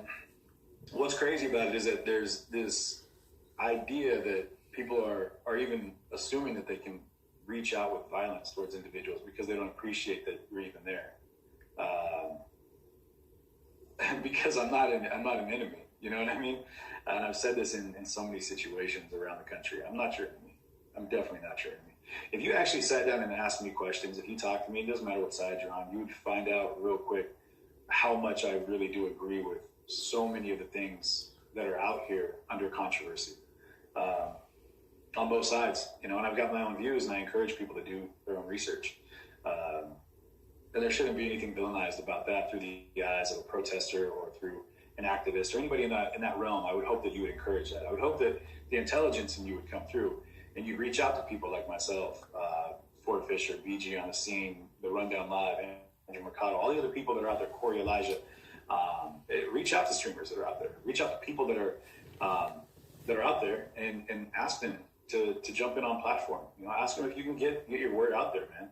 And you'd be amazed with the response you get. You'd be amazed with the amount of exposure you might be able to get. It doesn't matter if you think that, like, here's the thing. I've interviewed everybody that I can possibly interview. I interviewed that angry Viking fella from Louisville, from Derby Days a year ago, where we had NFAC, and which is the Black Nationalist Militia that came in to shut down the Derby. I interviewed 3%ers there. I interviewed armed citizens. I interviewed people all over there. All of it. Tons of guns. I interviewed as many people as possible. I've interviewed people all through Seattle, all through Portland. Back when things were inclusive and not so exclusive as to rule out anyone being allowed to talk. I've interviewed Proud Boys. I've interviewed militants. I've interviewed people that have a vigilante mindset. I've interviewed people that are passive, and I've interviewed vegans. Interviewed everybody. Anyway, as best I can, because I really want to find as much information as possible. But I'm not an enemy to any of the people that I talk to, because I choose not to be in combat with everything in the world. You know, I want to understand it all, and then I'll go ahead and act accordingly in the presence of my own preservation, and you know, in the preservation of my family and my loved ones and my friends. So,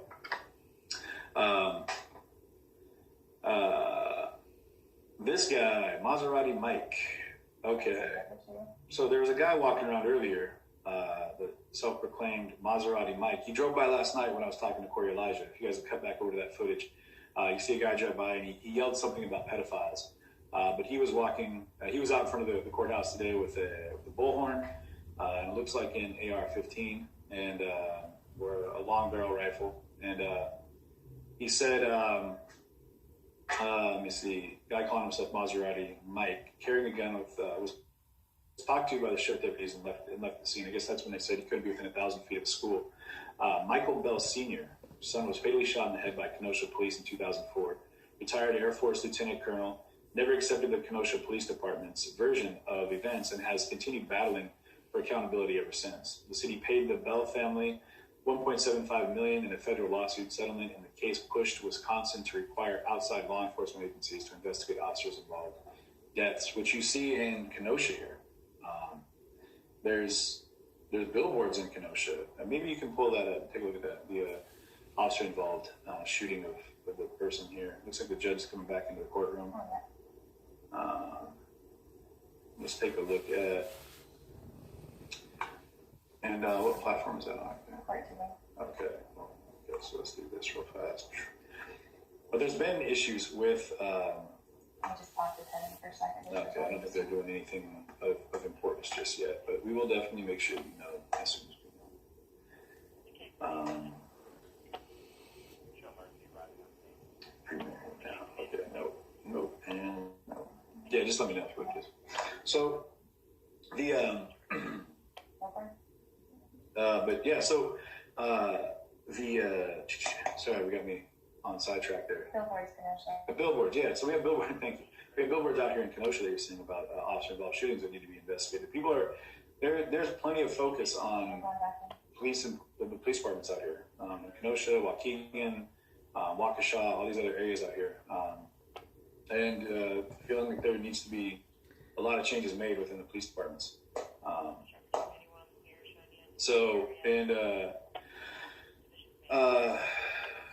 Yeah, and I mean, you guys, let's appreciate something here.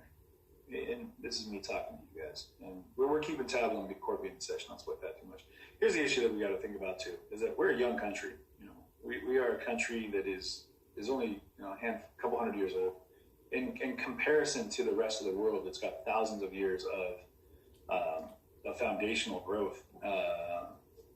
We're a young country, and we're building and we're moving fast, and we've done amazing things. We've made strides that should mesmerize if you're watching from like a cosmic viewpoint, like what America has done in the course of the last several hundred years. It's incredible. Now, that being said, yeah, there's been a lot of things that have happened going into this, a lot of base things that have happened that have caused a lot of hurt and a lot of anger, a lot of hate, a lot of problems with in the country. And there's people that are still mad about it, and I get that. I absolutely get that. But we're changing, we're growing, we're doing better. Court, I don't think it says court's in session, but I don't hear anything. Stand by. I want to make sure we're here now.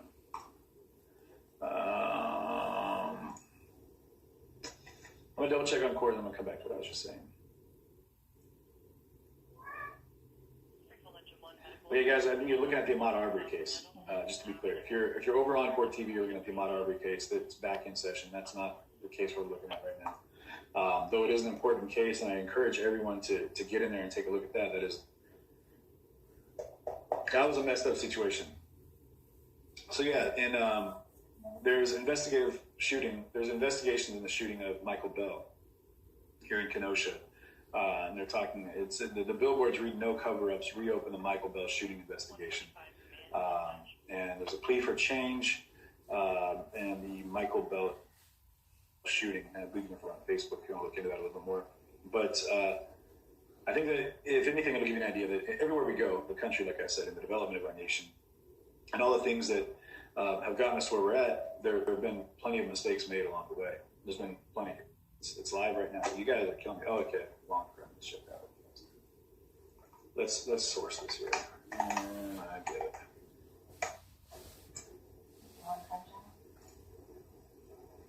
And okay, we're going to jump back in here, guys, so I'm going to shut up. Take advantage of that opportunity, guys. Seriously, share the stream. And share. And let's go back in here and go do. We got you. I got you, baby birds. Don't worry, I'll feed you. Supreme Court mentioned about the breakage of the tape. That's not an issue, you're correct. We're back. They also talk about exaggerating some of the evidence. The state, I should say, is totally correct that the incident on 75th Street that happened more recently, what was the name of it? Flint. I admitted that because I said, no, that those rules don't apply because this is actually an image. These are images of the event occurring as opposed to a statement of the accused or a statement of a witness, which were the case of the Franklin and Anderson cases. And so I do feel that those rules are not, the rules to be derived from Anderson are not strictly applicable to the footage from the actual event which is claimed to have been criminal.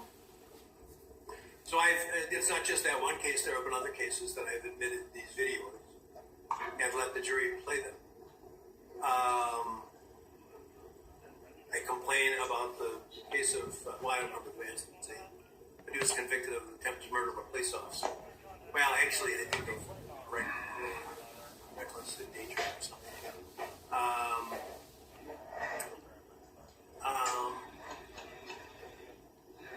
Because of video footage that they had to come down here and watch on a tiny computer, and we had to bring them down 3 at a time because we could only let them see one time. I think that's so outrageous. But, you know, I have to be aware. You want me to kind of just let them have what they gather, what you say, although actually most of the time your office has come in here and told me, no, Judge, don't risk our case. So don't send this. What do you want me to do? What do you want me to do? Tell me. Judge, I do not believe Anderson applies directly. I believe that because it is of all these requests are incidents themselves, that I believe the jury should be able to watch them as they see fit, watch them, pausing them, re-watching them, watching them in any way they see fit, in any configuration they see fit. I believe that the Franklin and Anderson cases, I understand how someone's statement, a videotape statement, could be overemphasized. I do not see how videotapes of an incident could be overemphasized or looked at too much. And really that's what this whole trial has been. While there's been lots of testimony, almost everything testified to is on video. So to me, I believe it is clear that given that it's a videotape of the incident, they should be able to view it as they see fit. Now, Anderson, again, of his statement, says it should be an open court. That certainly can be done. The jury may feel uncomfortable, obviously. So I think if the court makes specific findings as to why it's appropriate in this case to send it back, we could send it, or actually what I would propose is making the courtroom the jury room, clearing out the courtroom, checking for any devices that would be recording the deliberations. We can either give them all the exhibits and instruct them to only watch the numbers that we agree on or that are allowed, or we can put them on a separate drive, the exhibits that they've requested or that they'll be allowed to see, and they can essentially have access to all the screens here and they can play it and do it as they see fit. Now, with this distinction of it being the incident itself, if the court makes findings of why it's appropriate, the state believes that it will survive any scrutiny on that issue if there is any kind of guilty verdict. Well, you're suggesting an abandonment of the insulting precedent of the last hundreds of years that the jury might overemphasize some aspect of the exhibit. He says it could be played only once if it's played at all. And you say play it as much as you want, which my intellect tells me is the best way, because as I talked about the Tsarnaev case, That's how it got solved. And it seems to me this is a pursuit of truth, and you should take the course that you think will lead you there. And if the jury thinks they want to look at it 80 times and they want to talk about it and criticize each other for their respective views of it, I think they should be allowed to do so without interference on our part. That has not been the law in this country, which, in my estimation, treats jurors very poorly. And so I don't know. Your office, this is the first for me that your office is agreeable to this. But that doesn't mean you can't do it. You can't. And usually, the only time I've ever encountered this issue, I can't speak to everyone that's been in my office the last few years. The only time I've ever encountered this issue with you or any judge, I believe, is because it's a statement. And the video of the incident is different. So, and what the court must weigh is whether the exhibit will aid the jury in proper consideration of the case, which you and I at least agree.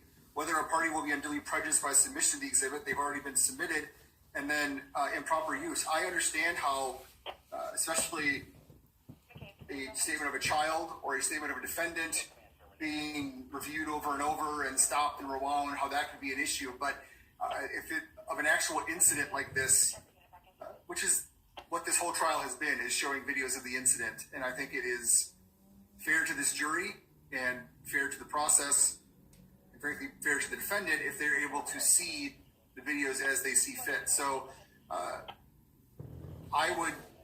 we can either give them, if the court adopts this, we can give them a drive with the acceptable exhibits. They can play them. They could have access to the court technology if everyone is kicked out, and it can continue as that. I don't know if the court can allow that with its calendar, but this is more important than anything I've got out. So the state's position is that Anderson is very strictly relevant only to a statement of a witness or defendant. By the way, what about, I now have had the chance during the break to read the defendant's motion for dismissal. Yes. And there are allegations made there about the material that was provided to them. Yes. Certainly if I follow through on what you wanted, I think I warned the other day because I was queasy, very queasy about this particular exhibit of from the drone. And we exchanged a lot of emails over the weekend about it. And I think I warned you the other day that you're putting an awful lot of emphasis on this. And if it turns out that it's not technologically sound, this is, I refer to it as the situation as a house of cards. This is just more weight on that. If I now allow them to review it without restriction as to the number of times, you're comfortable with that? We are. Now, if I can respond at least to that portion of the motion to dismiss, it's factually inaccurate. So let me go back to the first Friday of trial. Mr. Lukowski was testifying. In the middle of his testimony, I got a notification that there was someone at our office who was refusing to give his name with a drone video. This drone video was shown on Fox News a couple days after the incident. It apparently was on the internet briefly and then taken down. The defendant's first attorney, Mr. Pierce, appeared on the Tucker Carlson show and discussed the video and seemingly brought the video. We've been told since then by the person who took the footage that they've sold the video to Fox News. Now, we've had a poor quality of this video the entire time. It's actually in Exhibit 41, which the defense submitted. On Friday, the individual who took the footage, who had been unable to find, came and airdropped the footage to Detective Howard. Airdropping is a way that it just goes from phone to phone. It doesn't go through text messages or email. It has to be iPhone to iPhone. So in the middle of Mr. Lukowski's testimony, I asked Mr. Howard to go, and our investigator, to go speak with this individual and see what he had. I suspected it was this video from the Tucker Carlson show. It was. Detective Howard got a airdropped copy. He brought it into court. As soon as the next break happened, which I believe was just minutes after he arrived, as soon as the next break occurred, which I believe was just minutes after Detective Howard arrived, I took all three defense attorneys in the back to discuss a couple of issues which are not relevant. And I also indicated that we now had a much better quality drone video. Detective Howard asked them how they would like to receive it. Miss Wisco asked that it be emailed to her. He emailed her the file. Now, somewhere along the lines, whether it was, it appears the issue is, I believe Ms. Wisco could not have an airdrop because she has an Android phone. Going from an iPhone to a Android, it appears somehow compressed the file. I have an Android phone too. We did not know that this would occur. If I knew how to compress files and knew all this technology things, I'd have a much better job. So this file was given to us. We gave what we fully believed was the full file to Ms. Wisco. It was admitted to evidence. It was the authenticity was stipulated to. It came in without objection. We've heard many times this trial how there was no objection. It was an exhibit for 4 days and played and shown to the jury and on the screen for 4 days. And then on Friday is when I think we all discovered that something had happened to Ms. Wisco's file. She played it on the big screen. It clearly looked different than the copy we all had. I believe we offered to airdrop it to the other attorneys, and I think it was declined because they didn't know how to use airdrop. And then we got her the full copy. We cannot be held responsible for the software on Ms. Wisco's phone. We didn't compress anything. We didn't change anything. That would have been something that happened in the transfer that we had no knowledge of. We of course did not mean to give them a different copy. And until Friday, when Ms. Wisco played it and it looked different than what we've been looking at, we had no idea it was any different. And then when requested, I gave her, so what I did is I took an email from Detective Howard. He emailed me the file. It was not compressed. I don't know, probably because it's Apple to Apple, or I was using Gmail at the time. It was the full, as far as we know, the only copy of the video we were ever given, the only copy that's ever been had, and then I put it on a thumb drive to give the state crime lab. So I cannot explain why Ms. Wisco's file had been compressed. That is not something that we can be held accountable for. We didn't know it. We don't, and if Ms. Wisco knew it, it wasn't brought up until Friday. Now, there was some dispute Friday about there being different copies. There was no different copy. The software on Ms. Wisco's phone, or whatever software she used to view it, compressed the file. The only compressed file is the one Ms. Wisco has. All the ones that we have seen, and we did not alter the file. None of us know how to alter the file. None of us know how to compress the file. We wouldn't have had time to do so. You can probably go back on the footage and see when Detective Howard brings it in, and while Mr. Lukowski's being questioned, we're looking at it to see if it's the drone footage that apparently the defendant's first attorney had or was aware of. And I understand he's different attorneys now, but this is still the defendant's attorney at the time knew of this 3 days after the incident and was talking about it on national television. So to somehow now accuse us of compressing a file and somehow being able to do this technical wizardry to somehow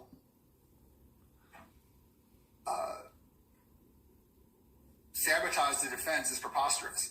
The defense saw this video and thought highly enough of it that they went and bought a large television that is now being used in court because they wanted to show it.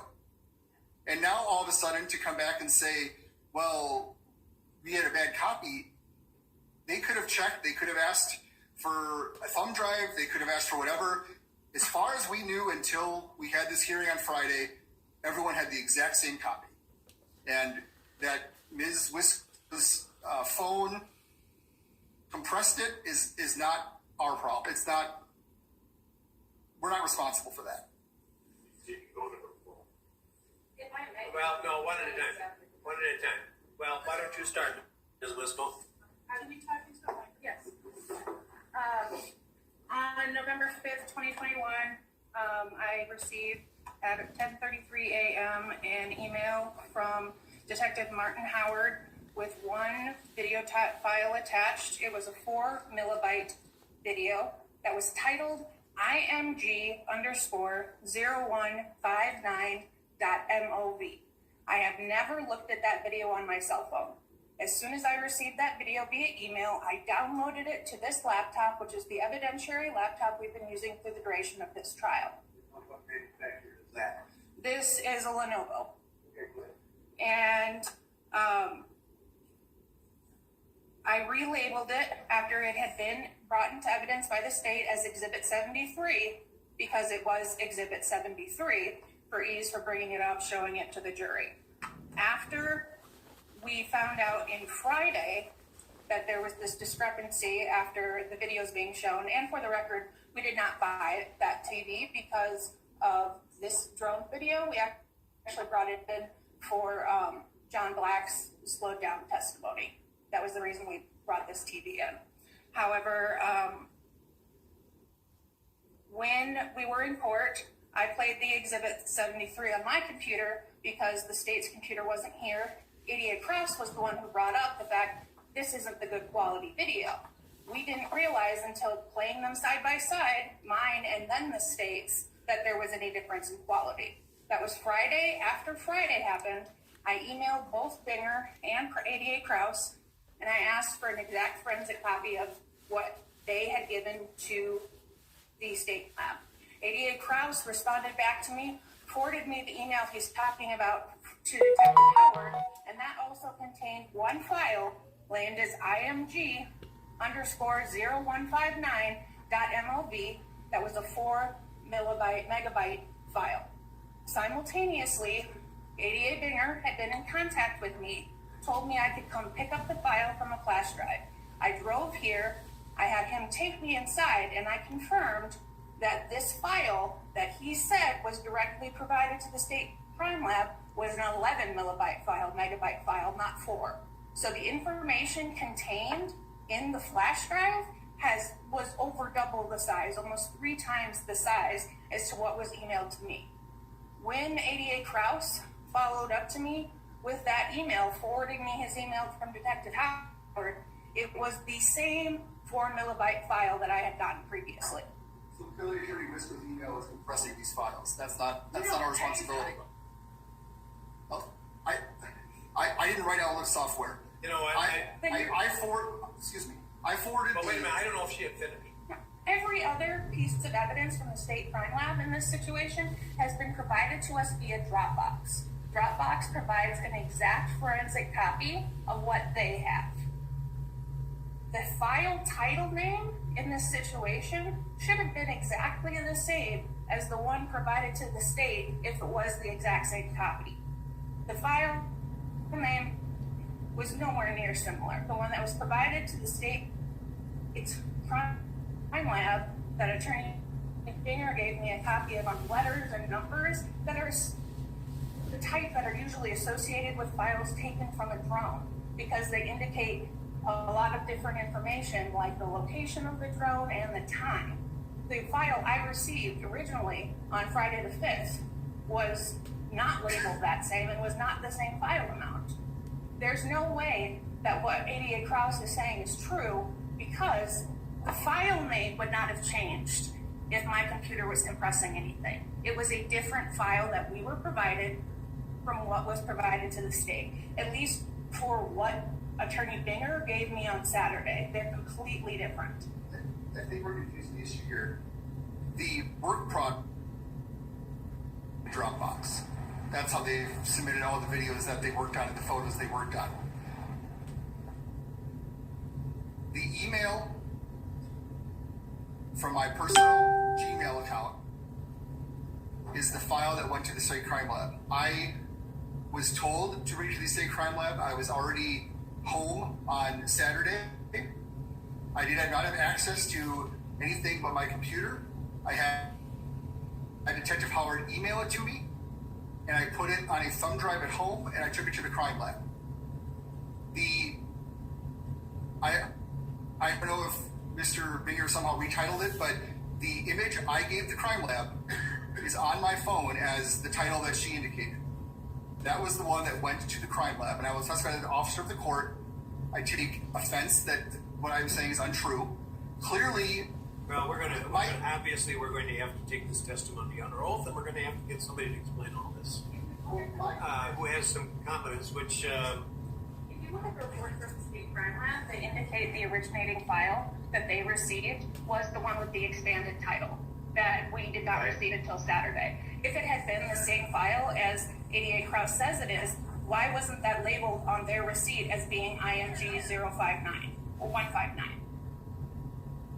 If that is the exact same thing, then that does not add up. Mr. Kraus? Why did he include in his report a different title? I'm looking at the email. It is image0159.mov. When it's downloaded to computer, perhaps it has a different title. On my phone and on my Gmail, that is the image. I'm watching the video right now. This is the precise one that was given to the state crime lab. I had no other access. At this point, the first time this was ever put on any kind of hard drive is when I did it Saturday at my home. And I'll do a little experiment here. I'll save it to my computer and see if the title changes. But we're going to do this. Pardon me? I accidentally saved it 3 times because I was trying to re-download it multiple times, and it all saved it as IMG 0159. Okay, well, you know what? We can't resolve this because this is going to require expert testimony from people, and we're going to have to take testimony under oath. Is what the facts are, and so that I'll reiterate my comment, which started this discussion, which was that given the cloudy picture about this particular exhibit, this is a high-risk strategy for the state. I was queasy about this from the beginning, and I'm only queasier about now.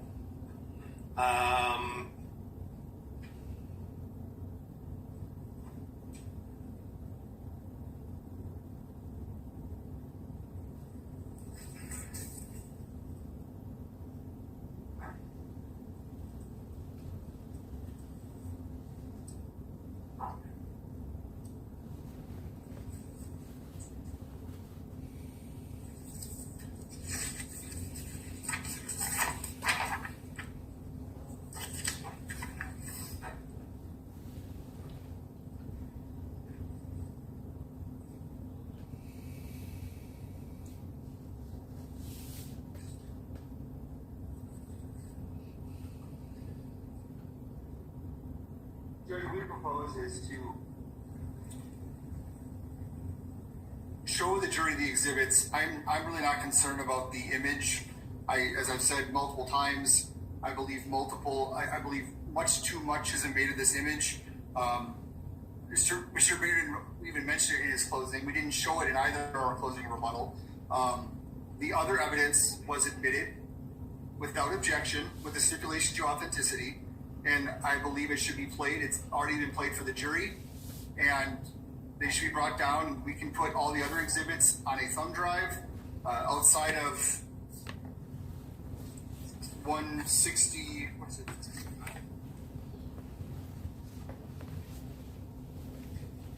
outside of Exhibit 155, which is the image that the court has received over objection.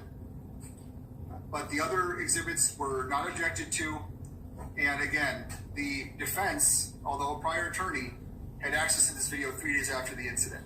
So to now claim that they are somehow prejudiced is preposterous. I understand it's previous counsel, but it is still the defendant's attorney.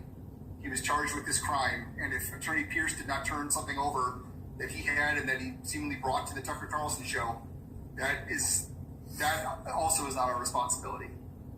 Your Honor, can I briefly respond to that? Yes, sir. Mr. Pierce was my client's attorney. As Mr.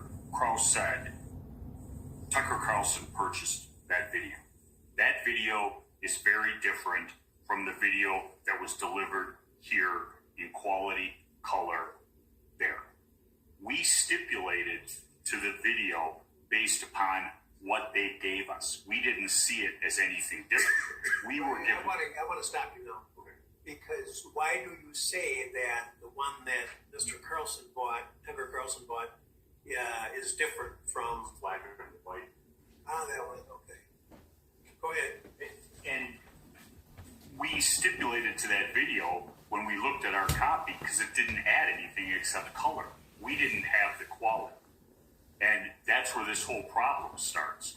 And we weren't aware of the quality until after the evidence had closed on Friday when we were here and it was plugged in as Ms. Wisco was saying. That's when we found out there was a problem, what had been given to us versus what they had. That's when the whole problem comes up. So that's as to that video. The other one, and I'll just say it because it's going to be an issue, FBI hearing, all POI marked. That, when we're going over this list, it's come to my attention. I played that for the jury. It never got marked or moved in, even though it's been played. Are you kidding me? I am not kidding. Can we put it in evidence now? That's what I think would be the proper way to do it. If the defense agrees that all the drug videos go back, we will agree that that should come up. Compromise. This isn't, let's make a deal here. They did not mark the evidence. They did not. But it was claimed to the jury. Yes, did not mark your base. What we're trying to watch is a little bit of a choppy image of the courtroom right now outside of the courthouse. Complete copy of the video. With the rundown live, Kriston Harris kind of walk through. The reception's really choppy down there, so you can't really get a good signal out. I'm going to reopen the evidence. But while they're looking at this, you can check out on the left side of the screen down below. Give it the next sequential number. How can I not give it to them? You tell me. Way to drop that up. Unfortunately, then I would ask that evidence that has been admitted also go to the jury. That has been legally admitted in front of the jury and follow the proper procedure. Let's take one thing at a time. Your Honor, just for the record as well, there was an additional difference that we found in the metadata between the two videos, is that if you look at the metadata from the file that we received from the state, is their create date is 11/5/2021 at 15/10/31. If you look at our video that we were provided, the metadata, the create time is 21 minutes and 19 seconds later. Judge, we're looking at the Tucker Carlson interview with Attorney Pierce. It is not black and white, it is color, and it actually does seem to be high definition, like this video. We're watching, it's online, you can watch it. Black and white. Mr. Rittenhouse's attorney has seen the real version. What about that? If his prior attorney, he's got it. I don't know. They said that Tucker Carlson bought it. And that's what goes to this whole thing, this urban air. We sent out an investigator to interview the owner of Urban Air to try and get this video. And I can get the report. I don't have it with me. And the individual lives out in the Lake Geneva area. And he lied to our investigators and said that we are mistaken, that the drone permit wasn't for this video. And now it's come from his company. He shut down his company 17 days after this video was released. We've tried to get this video, and then it shows up on the Friday after the trial has started. and it's dropped off by his employee, not the person who we interviewed who owned the company.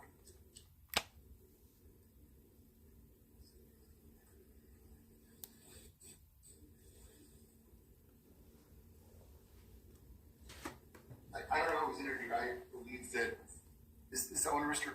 Beeman? Oh. I'm saying I didn't know I answered no. That was a question. I apologize.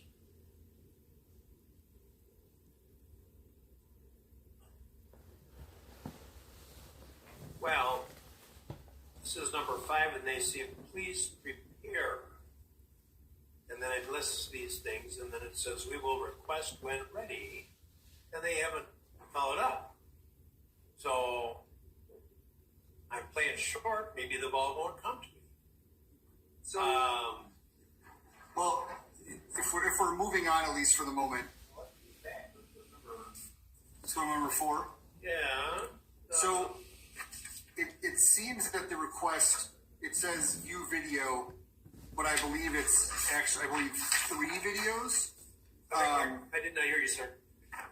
It asks for a video, but I believe they're actually asking for 3 videos. I think we agree on this, that it asks view video starting with Mr. Grosskreuz's interview with Mr. Rittenhouse.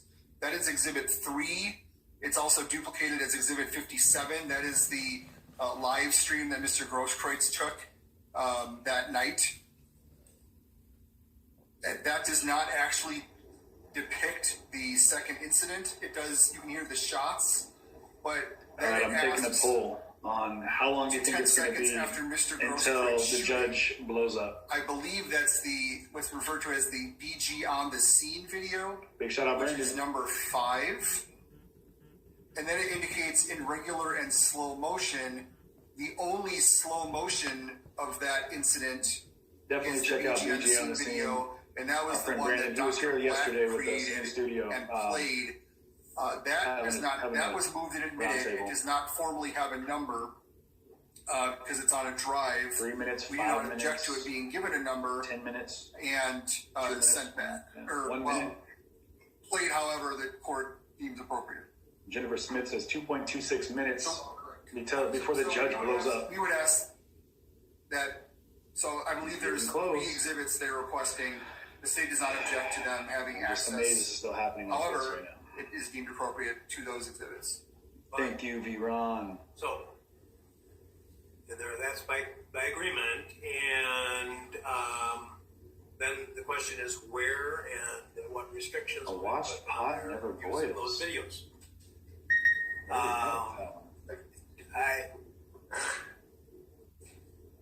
Man. The state's position is that they should be given the exhibits or told what numbers they are. Well said. The courtroom should be cleared. They should watch them on the monitors they've been watching the whole case on.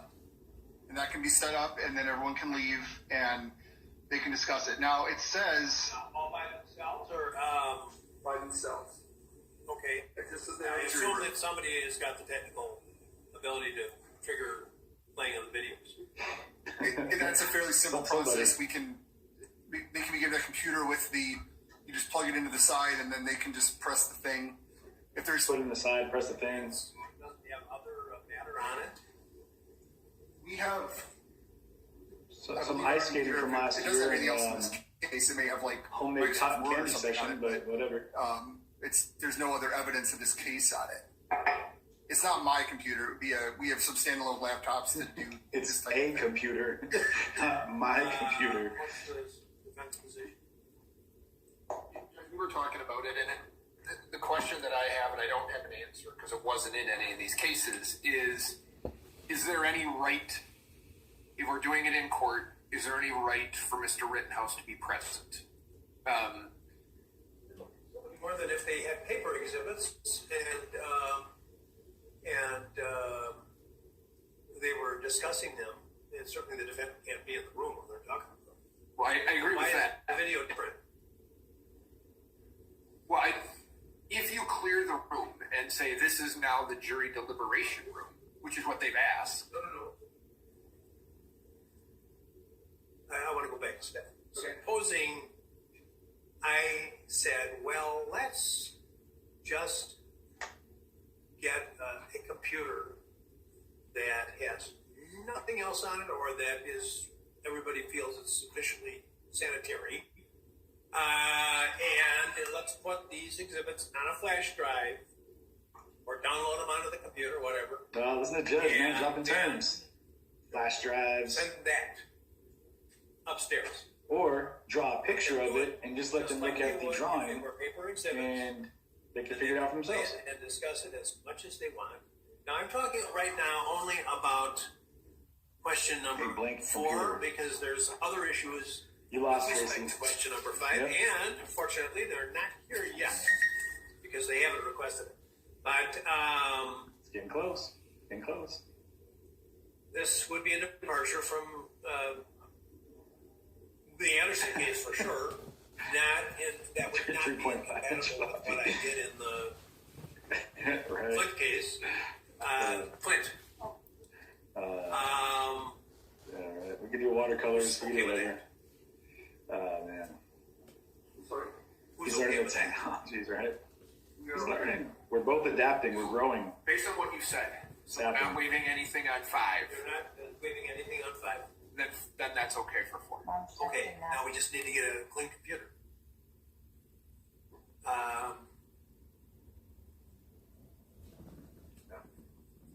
And you say you have some available, Mr. Krause? One of those? I have to look at it. Look at it. Well, I'm going to go and do something else. I'm not going to go. I'm going to stay. I'm going to stay and do something else. And I'll let you fellas try to work this up. And At this point, Your Honor, they have not requested what we're fighting for. they have not requested. At this point, they have not requested what we're fighting about. You are correct. Okay. Did you catch it? He said at this point they haven't requested what we are fighting about. At this point they haven't requested what we are fighting about. This is killing me. But you guys, this is par for the course, right? I mean, this is what we've been watching. You know, I mean, this is exactly from the beginning. It's been a back and forth, tit for tat situation here.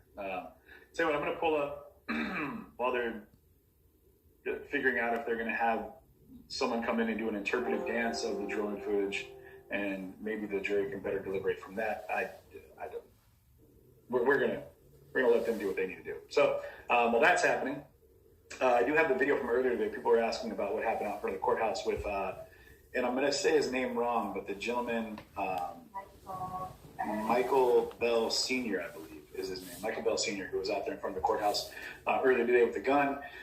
Looked like he had tactical gear on, and I think he was handing out, from what I've heard, he took out a 2-page spread in the New York Times, if I'm not mistaken. Is that right? Yep. And so he did that, and then he was out handing those out. He has some real issues with what happened with the police involved shooting of his son. We'll kind of look at that story a little bit here in just a second as well. But here's a video from our guy Brandon, who was here yesterday. Again, I keep pointing back here because you guys, if you haven't seen it, go ahead and pop back into the Facebook, YouTube, or go to any of these individuals' pages. News to Share, BG on the Scene, Rundown Live. I think they were all, or maybe not. I don't think Chris Don was recording, but we had the other two. I think they had that posted up there. The round table that we did talking about. Yeah, that's the Shan. Talking about our experience in Kenosha, as well as like with Fort Fisher, his experience just around the country. And like I said, we've all run into each other in all these different places in the country, like DC, LA, Louisville, Kenosha, just all over. So Portland, Seattle, and so you become part of a community there. And so it was really nice to have them on couch and talking about what they experienced, what we experienced. But what we were talking about just a second ago was Michael Bell Sr. and his son that was shot by the police, apparently, and they're trying to get the case reopened. But I have some footage of what happened in front of the courthouse with him earlier, and I'm going to show that to you right now. So give me 1 second here. And here we go. Full screen. And then, So, and again, this is Brendan from BG on the Scene who's got this recording. This was just a little bit earlier in front of the courthouse, just so you guys know.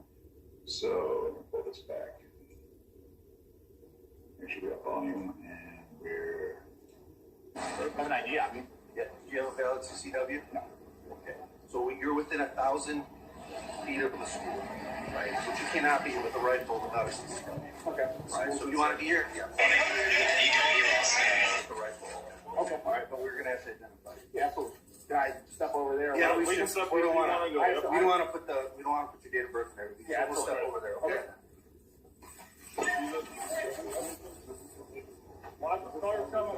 Yes, they're quote unquote running his plates right now. They asked if he had a CW, concealed weapons permit, I believe is what CW here stands for.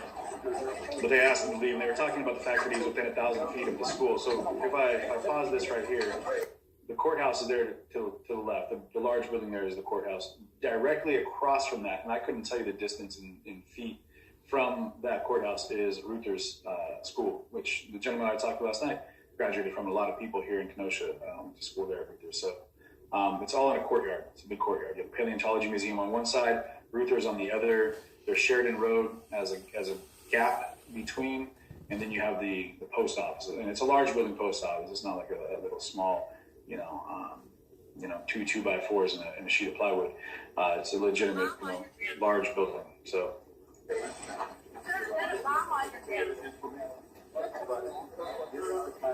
Someone just said, "Is that a bomb on your chest?" You got all the attention you get in high school. You got all the attention right now. All that attention you get in high school. Now you got all the attention you want. Isn't that so cute?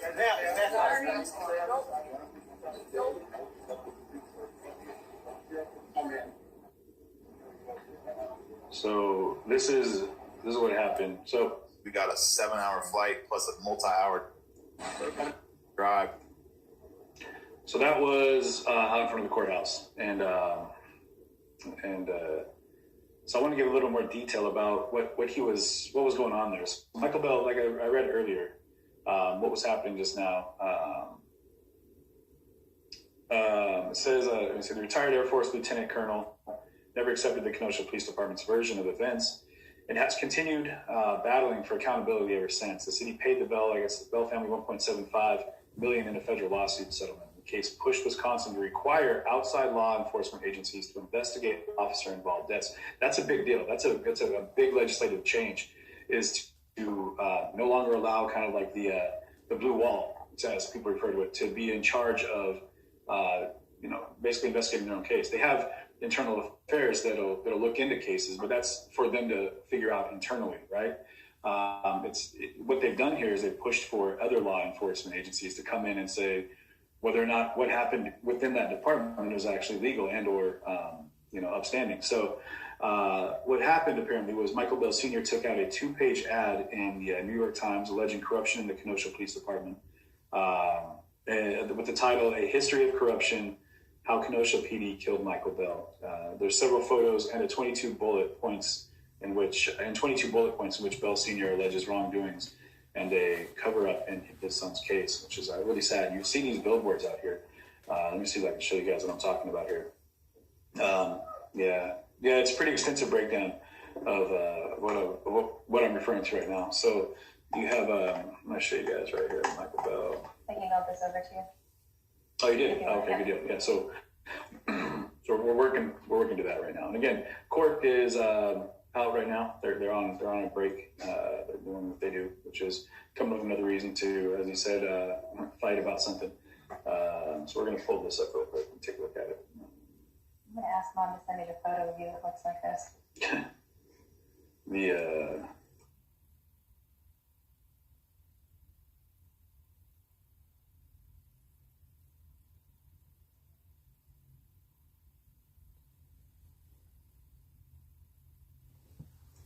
I appreciate what you said right here. Huffman Aviation says, "We are expert at investigating ourselves here in the UK. Innocent every time." That's a solid way of looking at it. And this is what they're talking about with this particular piece of legislation, is that, if you investigate yourself. I mean, not often does the human psyche allow us to look at ourselves as a wrong party. I mean, you do have a conscience, I would hope. And in large entity situations, it's not really a conscious situation. It's not really an active collective beating heart. There's a bunch of individuals that might feel a certain way, but that entity itself doesn't have a conscience that's going to say to the group and the collective they're in, hey y'all, we effed up. We need to go ahead and make it right. So I'm glad that you, that's what's up. I appreciate that. And it's a good point. You know, it's simple thought, simple point to make, but it really does carry through. Anyway, they said he was 1,000 feet from the school, made him put his gun away. Yeah, so I'm sure. I don't know if he's still out there. He might be. I've got Kriston Harris, who's going to be in studio here with me here in a minute. We'll probably sit down and talk about what he's seeing outside. And I appreciate his viewpoint and some of the advantage that he has, which is, and I'll let him tell you about it firsthand, but he said, you have strong-minded individuals that can't agree that they don't have to agree. That's spot on. Really, it's about as spot on as you could possibly get. So I'm going to take a look at this. That didn't transfer properly file-wise. I don't know why it didn't come through, but that is not working for me. So let me see if I can do this one here. So let me go ahead and I'll just pull it up directly. It's cool. I appreciate it. Yeah, that's good. Thank you, Belle. So, like I said, we're going to take a look at what this Michael Bell Sr. is all about. Because he and it's crazy that we're at that point now where there's so little happening, which is amazing. As far as in Kenosha here, there's not, a major upheaval of presence of people looking to burn the city down or do anything crazy. But there's been smaller, I don't want to say fringe because I don't want to be pejorative to the people that are actually involved, like Michael Bell and the family, because to them, I don't want to say just fringe, but there's very center focus for them because it's a very big deal, a very passionate connection to what happened here. And it's come up many times about this, about police involved issues here in this area. And I want to find where we at over here? Let's just go into Kenosha News. I'm not sure how deep the Kenosha News is going to go into this, but because again, I don't know the leanings of a lot of the publications that might give us a better idea of what we're looking at here. So either way, I'll let you guys get into it. So Michael E. Bell is the young man's name that was shot, and the one in question here. And I can go ahead and do this for you, though, so you can get an idea of what we're talking about. And this is what you see on some billboards out here in Kenosha, which is it's tragic. It's very sad, and here we go. So this is Michael Bell Sr. right here, or Michael Bell Jr., the son of the gentleman who was out in front of the courthouse earlier with a gun. And I'll let you guys look into that on your own. But I just want to give you some context for what we're talking about with that little video that we just saw about him being out in front of the courthouse, his dad being out in front of the courthouse in protest. Yeah, so again, our thoughts go out to not just the family of Michael Bell here, but also to the families of Joseph Rosenbaum, Anthony Hubert, people whose lives were lost, and to all the other peoples whose lives have been radically affected due to gun violence and other forms of tragedy. But looking at gun violence here, it's a very abrupt way for a light to be put out. And we were talking about this the other day, or maybe I can't say exactly when, but I don't want it to be common now. I hope it's not. You go to a beach, if somebody drowns in the ocean, that's where it should happen. We'll say that. It should happen. That would be a place. It's an uncontrolled, massive environment that has a very real and palpable danger for people that go into the water. You see that in lifeguard signs. You see it in as much advertising and signage as possible. But to have someone at a grocery store or at a park. And the streets of your own town have had their life taken at the end of a gun. It's a quick click of a trigger, a loud noise, and then a lot of silence. And that's tragic. It's terrible. And no matter the situation, it's permanent. And the reality is that it was caused by something that was engineered by man. And I'm not saying anything against, for, or otherwise with Second Amendment rights or about guns themselves. I'm just saying what I said before. Get training. If you have a gun, if you own a firearm, if you're going to carry a gun, get extensive training. Like, go do the courses that you have to take to get the permits that you have to have, and then go above and beyond that. They have stress courses you can take. They have things that you can go through that will give you better acclimated to situations that might actually pop up in real time. That'll help you better prepare yourself for a time when you might need to use your firearm. And you know what? Actually, I think we might have. Let me see if I can pull something like that up for you right now, because there are. Yeah, that was Michael Bell Sr. in the video that we just saw. So. Yeah. Let's go with we'll go practical. That's what we'll call it. Practical, personal firearm training. I mean, you guys, we can Google any of these things. And see if there's anything that you can see. I mean, some of these stress tests, personal trainer, practical assessment sample.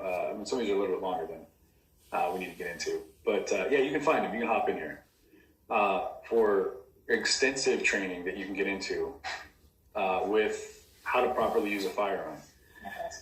I think that's a big deal right now because, like I said before, Kyle Rittenhouse didn't have that.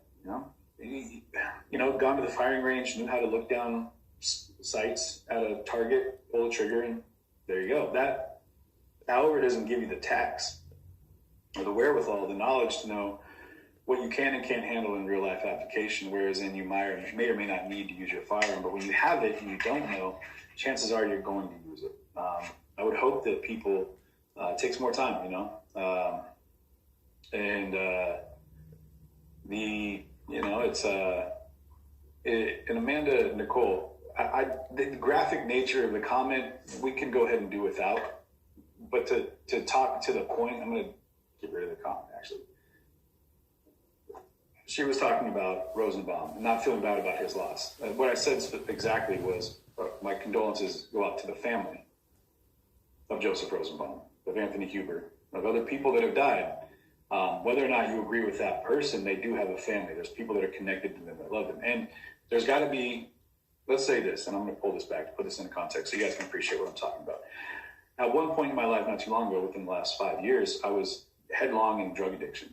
My mother, family, friends worried all the time that at some point I wasn't going to make it, that they would have to come to a house or make a call that wouldn't be answered, or come to a house and knock on a door that wouldn't be opened. And I would not have made it, that I would have died due to the indulgence of the drugs that I was on. That'd be terrible. That'd have been tragic. I would hate to think that my mother, having had the loss that she would have had to deal with, because she wouldn't love me any less, would have to think that she should feel less about it because of the course of actions that my life had taken. And now I'm not condoning anything that Joseph Rosenbaum, as the person we're talking about now, has done in his life, did in his life, or that got him to where he was in life. I will say this, though, that his family probably know that. I'm sure that he's got a mother, a grandmother, an aunt, uncle, friends that saw him go down a terrible path, and it was terrible to see. It was tragic for them to see. Maybe they tried to stop him. Maybe they tried to inject themselves into his life in a way that would have tried to distract him from engaging in things that took him to where he was at. Maybe they did. Maybe they didn't. That's stuff you have to think about. They'll have to think about, the rest of their lives. But what did happen, happened. And it didn't just happen to him, it happened to all the people that know him. So I would think that down the line there's a mother who wishes her son would have done better. That wishes her son would have made better choices. There's a mother out there that is hurt by the loss of a child. Now, granted, we're talking about a man that hurt children. So yeah, there's a lot of other people that were hurt. it detracts none the less from the people, or none more than from the people that are attached. Because I can guarantee that the friends and family attached to like Joseph Rosenbaum didn't want to see him do what he did. They wouldn't encourage the actions that he took place in. But it doesn't change the fact that he did what he did. And it doesn't take away from the fact that his mom's going to have to feel what she feels based off of the fact that she lost her son. Maybe she probably knew that she lost him well early on. Even before that, maybe she had accepted and moved into a position where she knew that she had lost her son to the life that he was living. And in that, no matter what we think, there's a loss in that. There's a tragedy in that for her. And I'm saying this, we're speaking specifically about Rosenbaum right now. But looking past that, guys, into a bigger picture, a bigger overarching view of what was really going on is the fact that we had a woman and people that are connected, not just a woman, but people that are connected to this case personally and intimately. And we're gonna What's up, big boy? A new addition here. Let me finish this little heartfelt moment here that we're getting into, which is to talk about the fact that there's people that are losing their lives. You guys, right now, and we'll talk about this later, we have 500,000 tobacco-related deaths every year in the United States. That's preventable tobacco-related deaths. Over 150,000 alcohol-related deaths, preventable-related deaths. Over 100,000 record-high drug-related deaths in the United States. We're looking at over 700,000 people's lives that are ended every year from preventable measures. Preventable. Which means to say that there's a tragedy that took them. I would say a tragedy in the fact that they've been failed by either a system or a situation that has taken them to a place where they have no longer lungs left, or air left in their lungs. That's terrible. And it's preventable. We don't talk about that, though. We're not talking a lot about that in the current State of the Union. We talk a lot about epidemics. We talk a lot about other things that are going on, missing the fact that there are things that have been happening and that are happening that nobody is taking time to step back and look at. Maybe people are, but mainstream media, common conjecture is it's not really a topic of conversation. You know what I mean? Maybe we can change the focus and think a little bit more about other things that are happening as well and make some real changes. And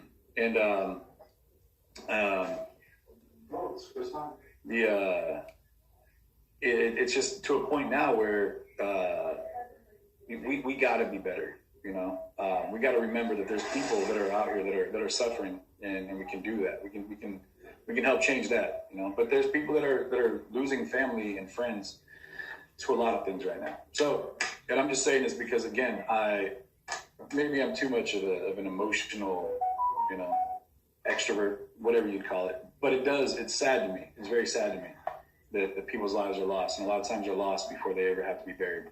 And they live. They exist, I'll say. They may not be living, but they exist until they die, kind of in a shell. And they don't really have anybody trying to pull them out of that. So who knows if we'd have got to them sooner. I deal with this all the time. And the gentleman that I'm going to talk to here in just a second, who just stepped in, Kriston Harris, who was intimately involved in this case and actually was on stand as a witness in this case, we've dealt with it, which is the thoughts of what could I have done? What could I have done different? How could I have been better involved? Could I have stopped the crowd from going after Kyle Rittenhouse? Could I have talked Kyle Rittenhouse early and maybe stopped him from even thinking that he needed to have a gun? Maybe, looking at it now, I think that people are probably a bit more involved in the thoughts with how we can be involved, what we can do. Maybe encourage someone to leave a gun at home, or to not throw a brick, or to maybe not start a car on fire. Like all these little things, little things in the moment, maybe that lead to much larger consequences. Maybe we can go ahead and be involved in that early on, and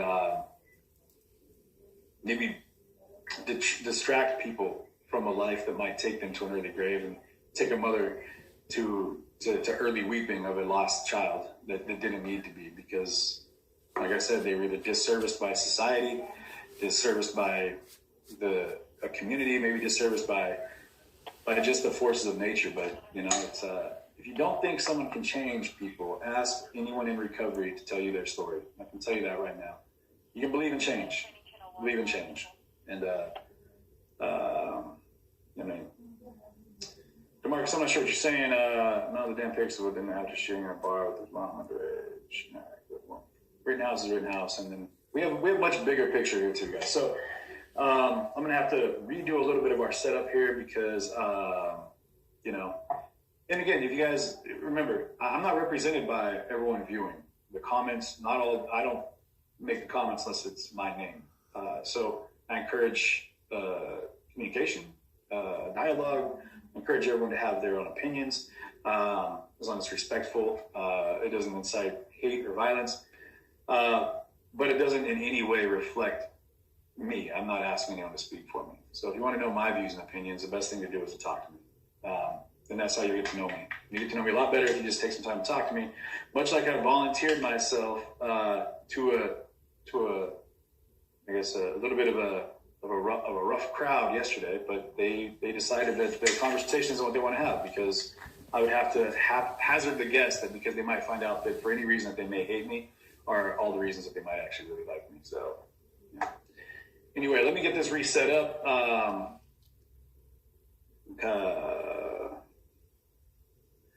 CJ, you're ignoring what would have happened had no one stopped those jerks. No, I'm not ignoring it. We're talking to a much bigger picture here. You know, and you might be 100% for Kyle. That's for you. You might be against Kyle. That's for you. But again, you're in a safe place here. We're going to let you talk. So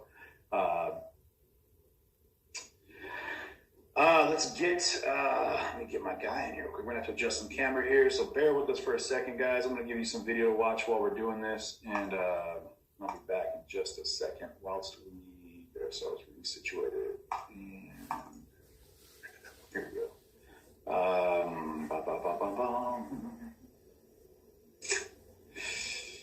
What have we not seen in a minute here, guys?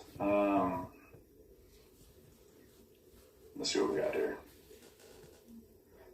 Nope.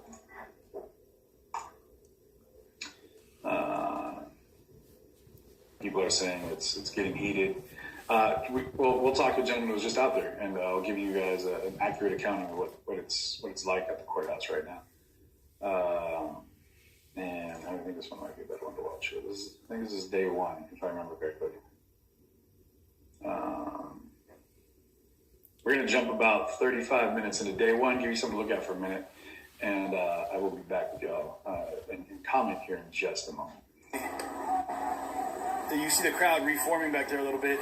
They made it clear they want everyone to put their gas masks on, helmets on. They're trying to change formation, and what they said was white people to the front. And I asked someone about that, and they said that the reasoning behind that is that white people are statistically less likely to be shot at or be targeted. So it looks like a lot of people are linking arms up there. Yeah, everybody up front's linking arms. You can see that happening right now.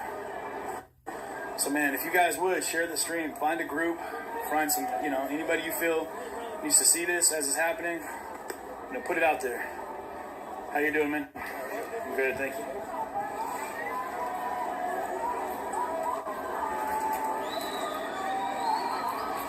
So we have, what do you guys think? What's the number we have in here as far as the number of people that are in that crowd? Go ahead and post that in the comments here real quick.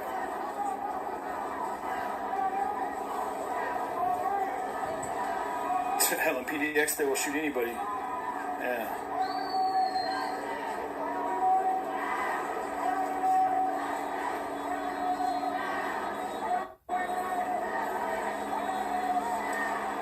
Can you screenshot, CJ?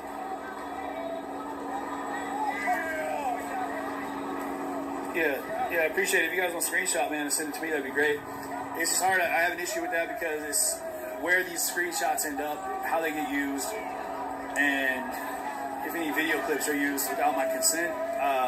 It cut 500, easily over 1,000, so I'm going to say 750 in the crowd. But issues come up, and to be clear, I have not sold any of my footage to major media. And when I was with my previous group, Concrete, never touched that there. And it's not something that I'm planning on doing right away. So I'm pretty serious about maintaining this. I'm very serious. I'll say that. Very serious about maintaining this live stream so you can see it happening as it's happening from the beginning. All right, so now I'm going to shut up. Wow.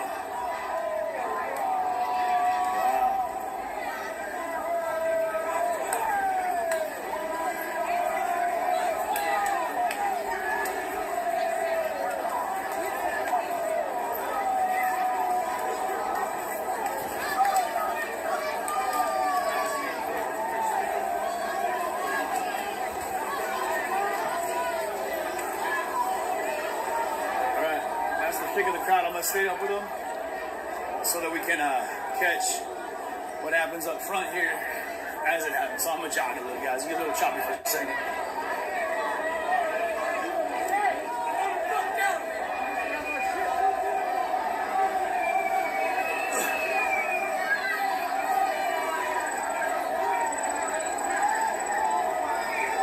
This is right back where it started last night, guys. You know that, right? Like we were here for 12 hours.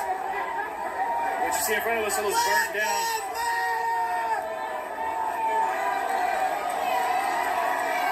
Oh, wow. Holy shit.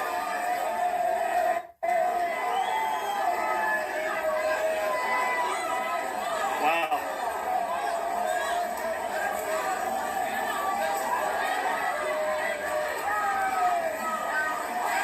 Hey, you guys definitely want to share this stream. This is... Oh, immediately it's starting.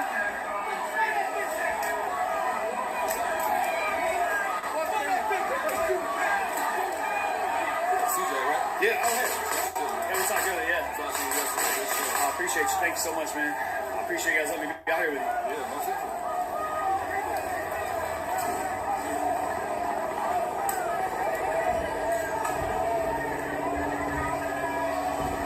Looks like a straight recycling bin out here in front of these police. Some rocks are getting thrown. I don't, if any of these people in front here don't have helmets on, they need to back up. Because those are, I mean, they're going to get hurt. Legit going to get hurt. You guys, normally I'd be right up front, but I don't have a helmet with me. Didn't get a chance to pack it with myself in Seattle. So, but I mean, this group back here is just growing and growing and growing. I mean, there's already like 5 people here. Yeah, we're good.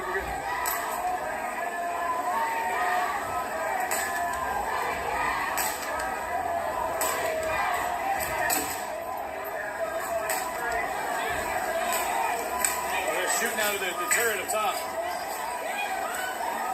There it goes.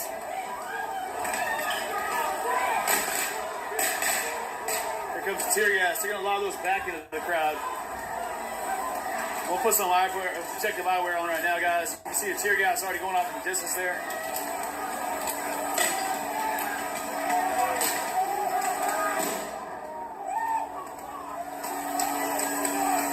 We'll cut your stream. Pardon me.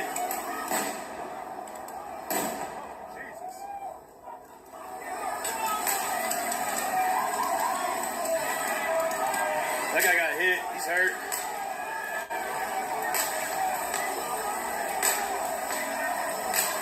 So not a lot of people got the leaf blowers out there. Usually they'd be getting shot by now.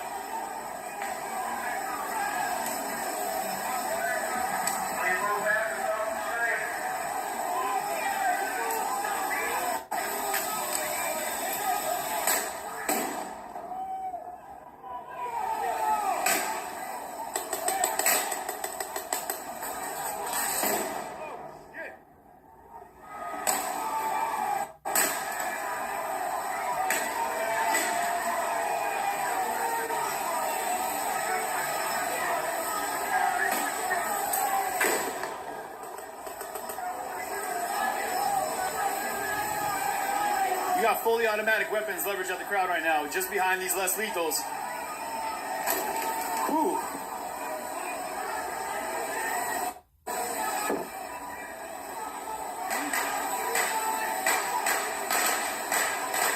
And this crowd, guys, I mean, you can't see them right now, but around behind us on the other side of the street, I don't know if they're planning on clashing with these police tonight, or if they're going to take us to the straight to the streets.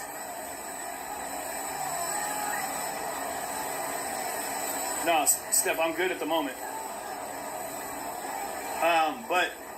Yeah, if I could get that real quick, honestly, just in case, I'd appreciate it. That phone. Yeah, I got the helmet. Damn. Holy shit.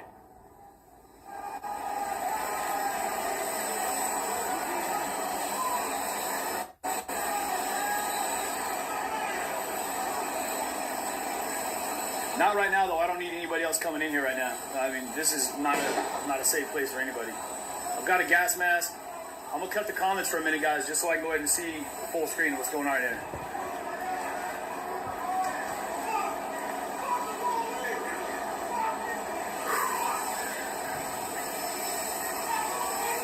right there, Jim Mercado, on the footsteps of the, I think it's the courthouse, right? What's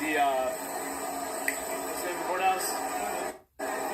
It's the federal courthouse right here. And there's probably, I don't know, how many would you say, Andrew? A couple hundred police, maybe at the most. And 1,600 plus protesters. I got some PPE here, and I've got, so I'll be able to operate. Right now, I'm gonna walk around a little bit and see if I can't get a good look at the line here. While there's a little bit calmer now. I don't know if everybody's just taking to the streets. It looks like everybody has now moved off. Now, the crowd we were with didn't seem the type to protest.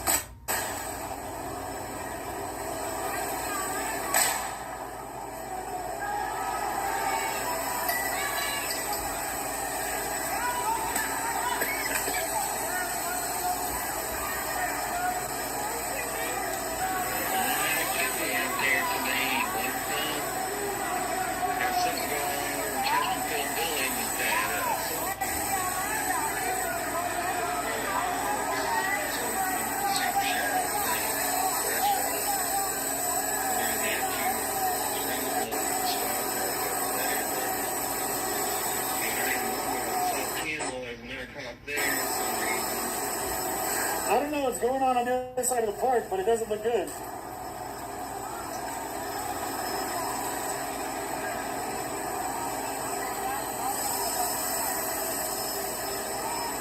I'm gonna keep this mask down for now.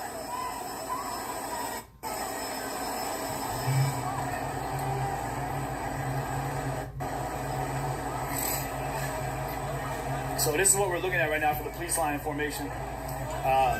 Combination of state police, I'm guessing local police, sheriffs.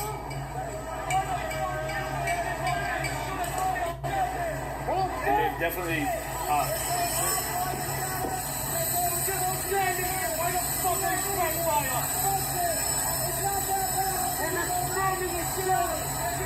it's the Kenosha County Courthouse, just so you guys know. That's where we're at right now.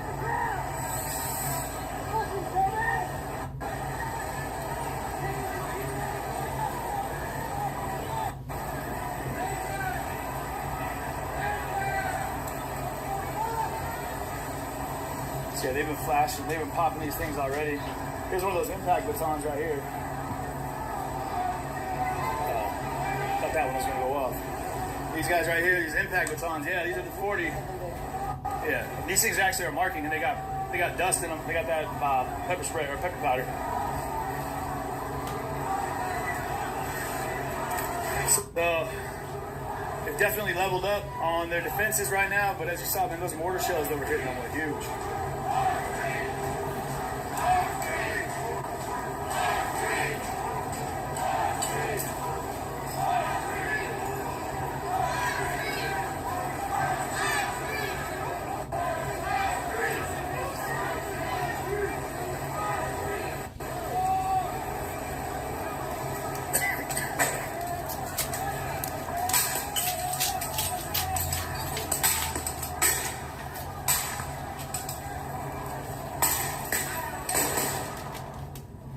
That's a two-banger, as they call those things.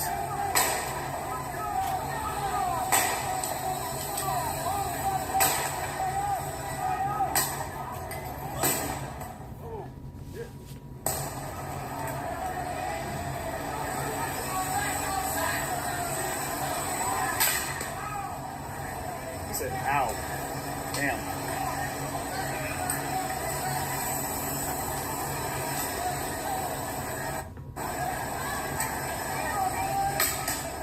Wow, that one was right off the shield.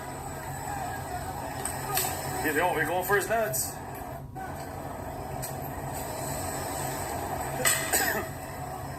Like there, so you see the laser dot on his ball bag?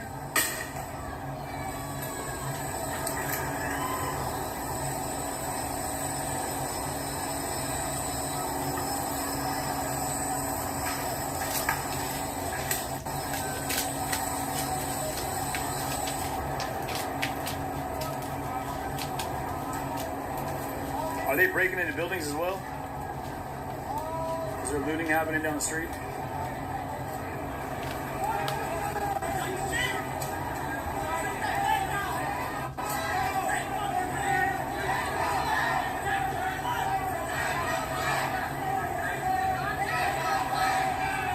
Lake's not clear.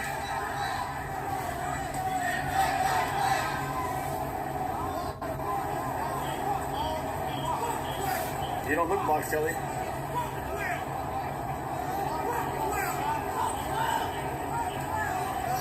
got some dude up there just sweeping with a broom that's on fire. You seeing that? Just sweeping the ground. Somebody take a screenshot of that, please. Just sweeping away with a burning broom.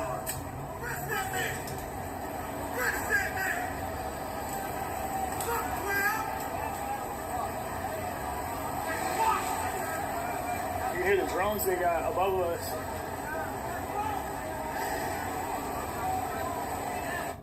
So you got the sheriff rescue vehicle.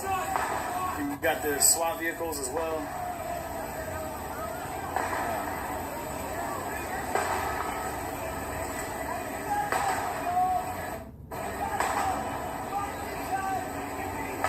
I know this is just the last stand. You know, last of the people that are here, or if everybody else is off, engaged in other activities in the city tonight already.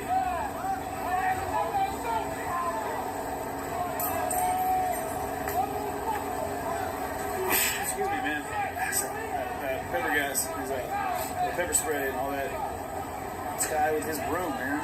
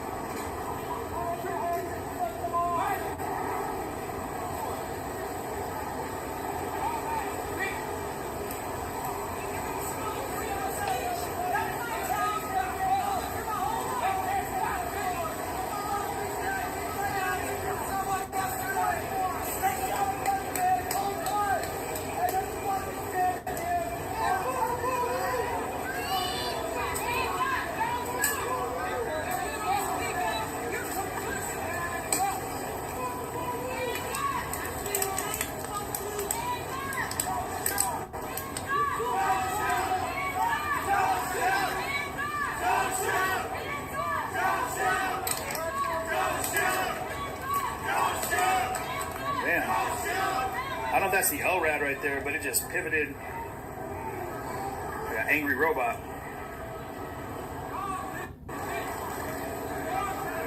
That's the long-range acoustic device is, I think, what's going on there. Unless it's a jammer. How do you guys, can you guys still see everything, hopefully?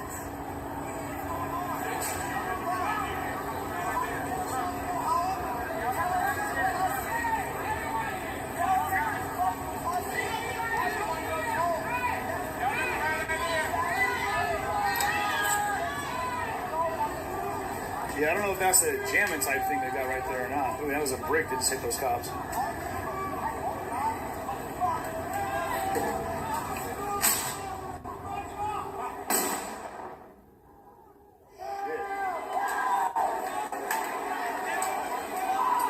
Oh, here they go.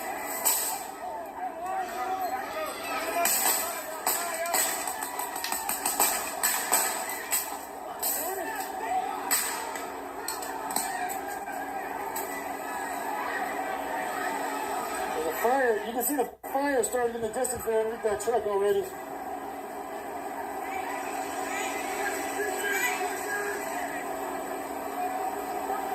And I don't know if that's...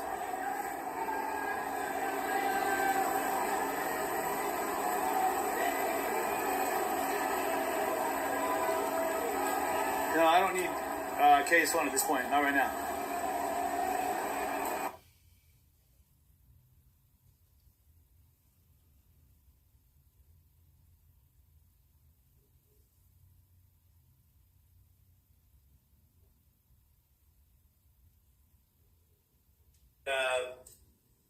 There might be someone like me up there. What? It's the only. I believe that Windows Media Player is the default. However, if you try and play them through that, nothing comes up.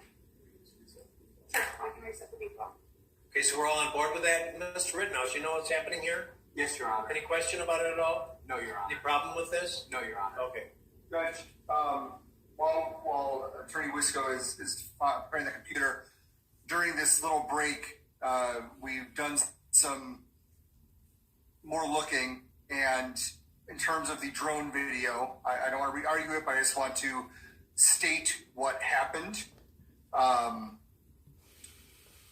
When Detective Howard obtained the video, he airdropped it to my phone, which is a lossless type procedure, or at least it didn't change anything.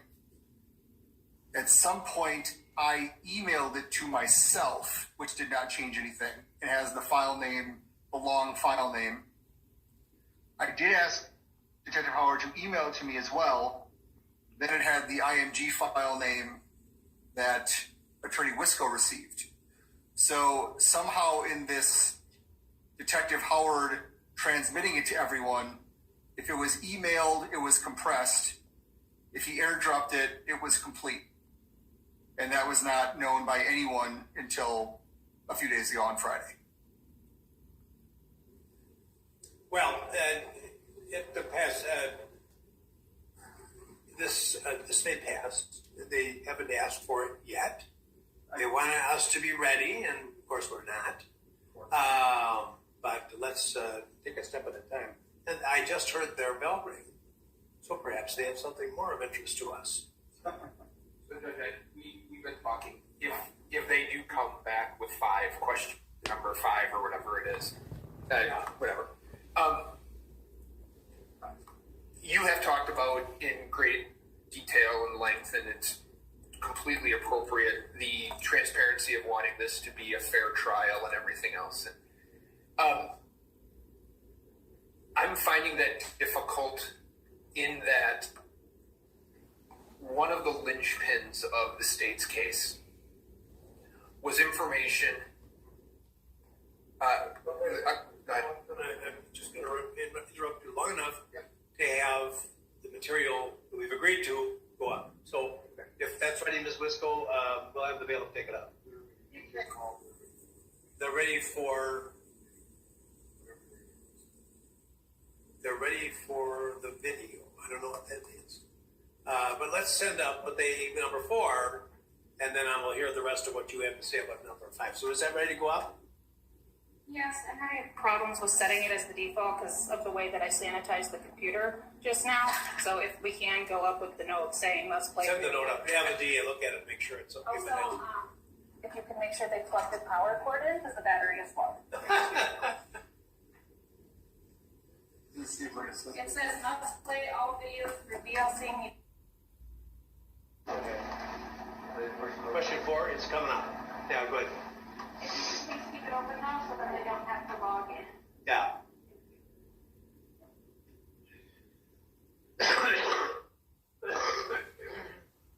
Excuse me. It's no longer allergies. It's a cold. Go ahead. Yeah, there's no restriction on their use. So, Your Honor, we were talking during the break, and the reality of it is one of the main portions of the video, the thing that you watched, however many times you watched it, right? On a video that we had the video, not the clarity and not the quality. I think that's been conceded that we didn't. We were talking about, we would have done this case in a little bit different manner if that was the situation, where we didn't have specific, I don't want to say we didn't have the evidence because I don't think that's a fair way to say it, but we didn't have the quality of evidence that the state had until the case had been closed. Been rested, and we were going to open our closings on Monday. We talked to Mr. Rittenhouse, and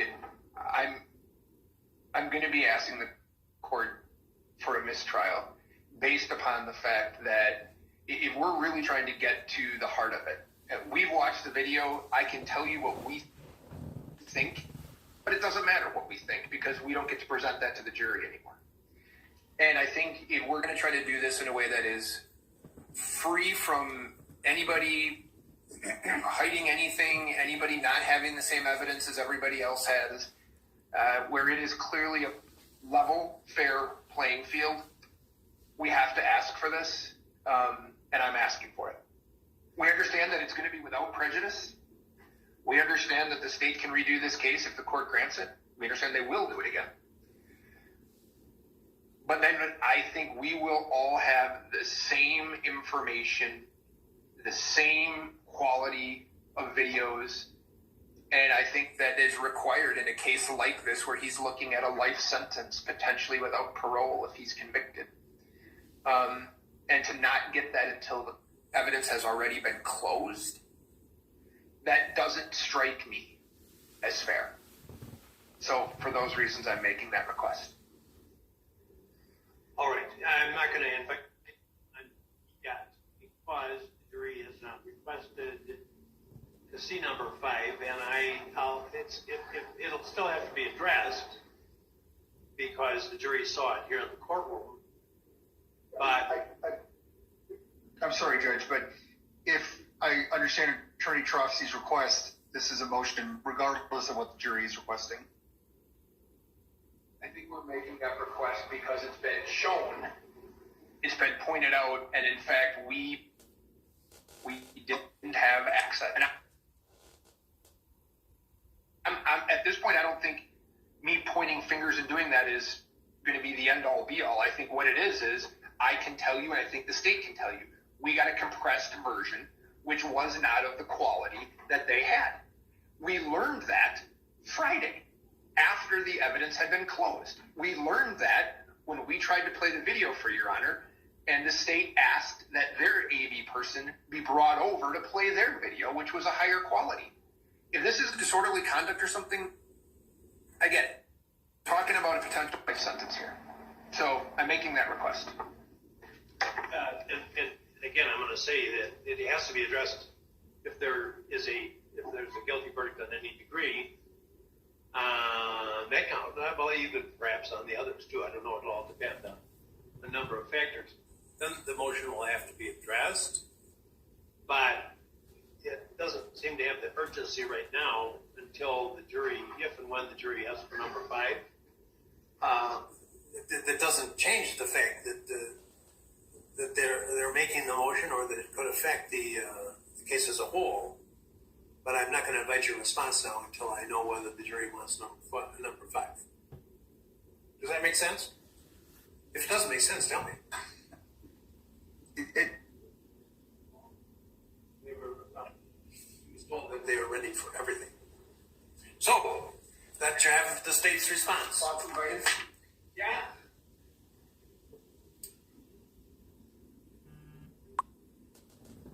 The defendant's first attorney, after he was charged with this case, appeared on an interview, appeared alongside the high-definition version of this footage. I understand he's gone through other attorneys since then, but the defendant himself would have been aware of it. His legal team would have been aware of it. Obviously, both sides have attempted to get it, and we were not able to do so. You could, if you know Tucker Carlson's got it, you could have subpoenaed it, no? We didn't know that until, I think today. We knew it. What did you think it was? We knew it was aired on his show. We didn't know that Fox News apparently purchased and has possession of it. Okay. Did you inquire? We tried to find the person who took the footage and who ended up being the person who came to our office with it. I interrupted you. Go ahead. So this is not a video that was in possession of the state in any way, shape, or form. It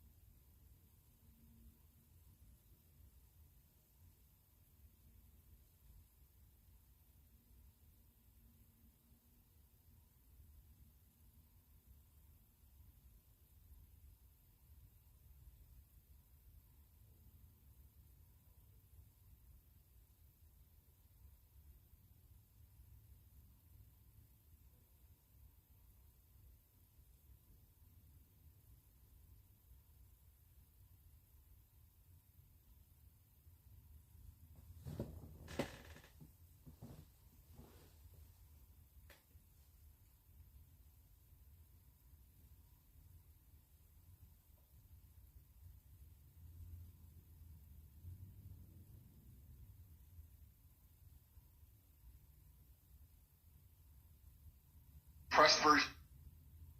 Obviously, they had seen or had a full version at some point, possibly prior to Attorney Richards becoming the primary attorney. But that is not the fault of the state. And the fact that that some technology compressed this file without anyone's knowledge until Friday is not the responsibility of the state. And Defense Exhibit 41 has this video in it.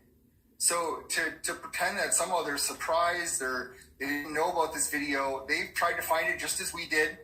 We found it, and there was a technological glitch. Or not a glitch, but I guess it worked in a way that is designed that we were not aware of. And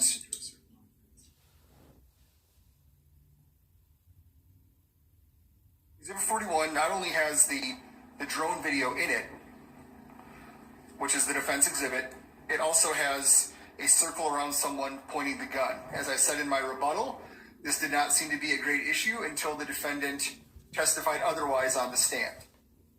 And now, all of a sudden, the defense is calling into question technology and not wanting videos in, and it's all to protect their client. And I understand that is their job. I'm not criticizing them for this, but their client lied about this on the stand is the state's position.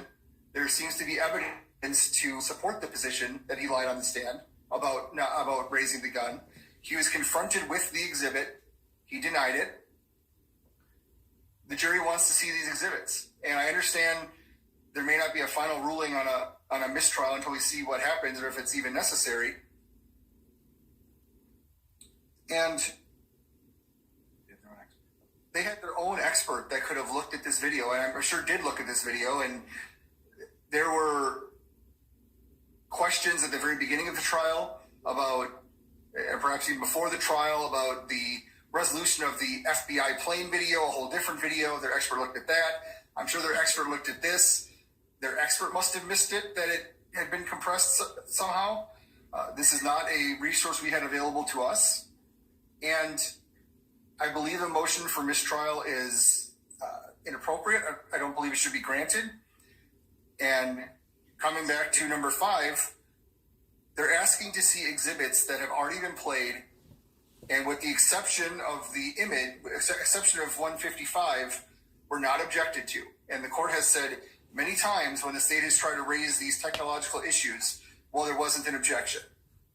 And we're asking for the same treatment now that these were not objected to. The defense has had access to the exhibits. They've had access to the drive, that they didn't realize it and we didn't realize it till Friday. That there was some sort of difference is perhaps unfortunate, but they're also responsible for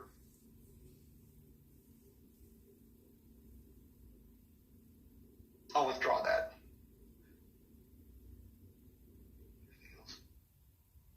So the state believes that all exhibits should go back. Again, I understand the court has concerns over the still image. I understand that might be in a little bit of a different category, but in terms of question number 5, and I'll just, while I have the floor, I'll just go through what they are. The FBI aerial with all person of interest marked, that would appear to be the defense exhibit that they neglected to mark and has now been accepted. The state also has one, which is Exhibit 25, which has Mr. Rittenhouse and Mr. Rosenbaum marked, but not the Zeminskis. So I assume they mean the defense exhibit, but we could send both back or have them come down and view it, however we do that. The drone video is 73. That's the full unedited exhibit that's been in evidence now for over a week. The zoomed in still image, we all have talked about that and beaten that horse to death, so I'm going to skip that for now. Then the full event video in regular and slow motion, that seems to be the drone video, as that is the only video of incident 1 that was played in slow motion, just as the only video of incident 2 in slow motion was Dr. Black's. So their expert video was submitted. Our expert video is, I believe this is actually 6 videos that they're asking for, which is the drone video. It's spliced out. So it shows the first third of the incident, the second third, and then up until the end of the shooting. And it's in regular and slow motion. And that's exhibits 581, 582, 583. I'm sorry, S81, S82, S83, S84, S85, and S86. And we believe that the jury should have full access to them. They should have full access in this room. And that's our position. I do not believe a technical reality, shall we say, or an unknown technical incident should result in a mistrial.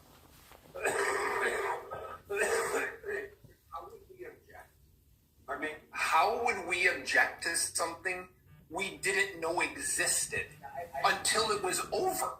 I didn't find that point particularly persuasive. But anyway, it's impossible. So it's impossible for us to do that. And everybody in this room that's a lawyer has been a prosecutor. Your job is fairness and being a truth seeker. It's not debatable that it's not fair what happened. We can sit here all day and say it's been played. We didn't know.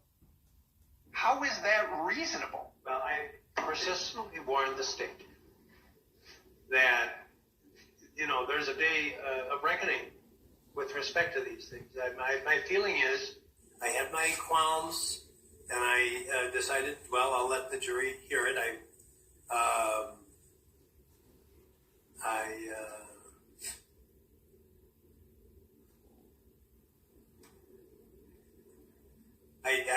I think I made the comparison the other day of the breathalyzer, where the officer doesn't have to be familiar with how the breathalyzer does the analysis. But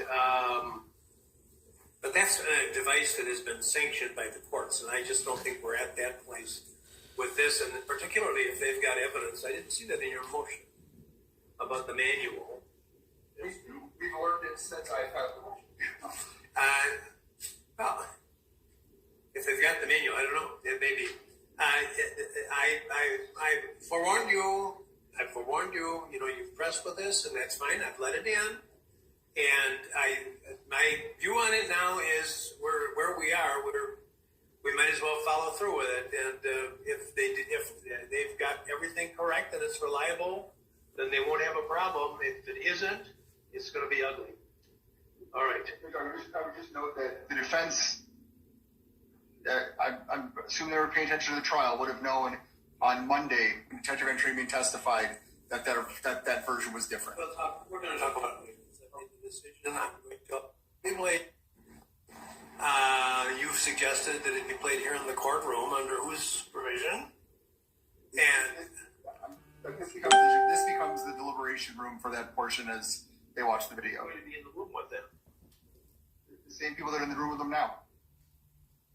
Well, why come down if they're just going to be looking at? I mean, are you saying that they come down in here with all of us in here? No, I'm saying everyone leaves. Okay, well, why not just leave them up there?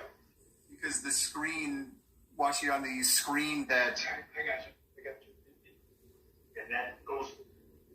The problem we're talking about on 5 early is the request 5. Yeah. We're talking about the I problem. didn't know the last word you said. The problem we're talking about on request 5 is on the front end so far. And it goes to the same thing with that television, adding the pixels on the back end. So now they're looking at it on a computer upstairs, and I don't know why they're not looking at this on a computer. Being 5, I put my hand on request 5. Well, and how many times? One time? Is that what you said? I didn't know. I think just as they're... No, I think they should be free to look at it as much as they'd like. That would be my bias, frankly. But we've got the law that you cited the Anderson case. I have ruled in the past, and I'll rule again. The Anderson case is not applicable to images of the event, only to like the state. So I'll hear you out.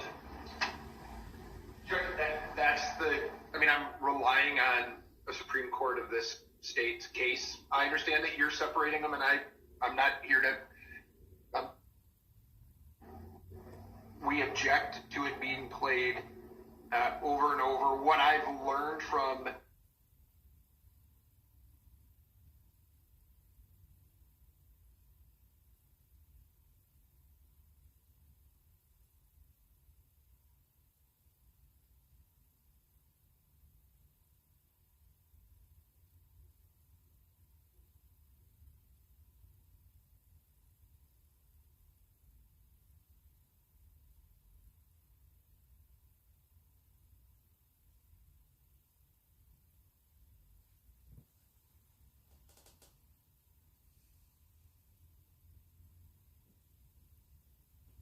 I think it's the fact that we have to censor.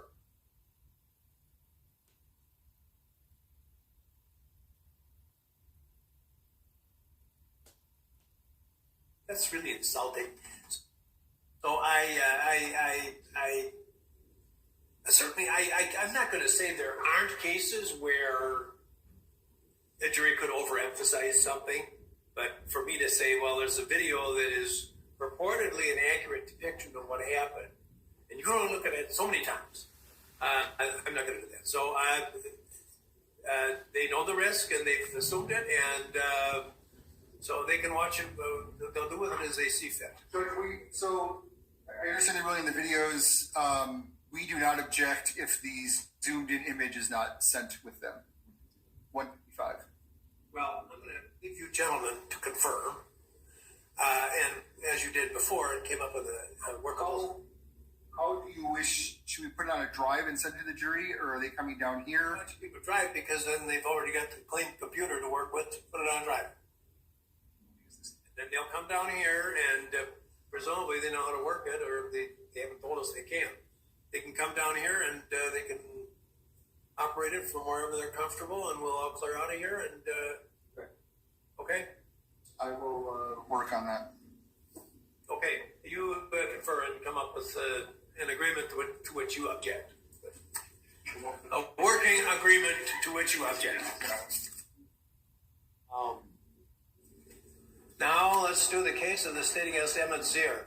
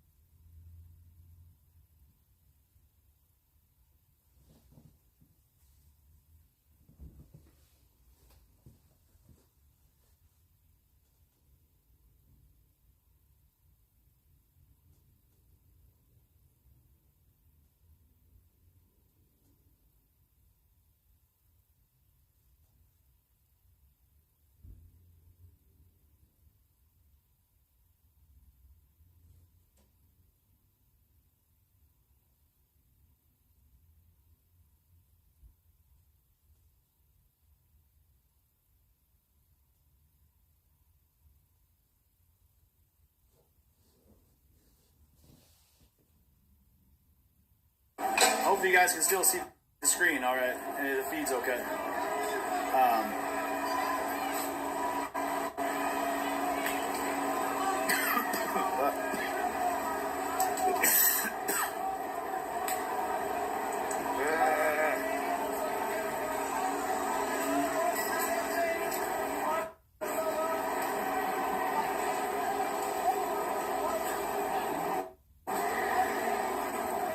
There's that truck fire. Hey, that's the one that wasn't burning yesterday. And it's already started. It sounds like they got a rally going in the park. So people are rallying back here.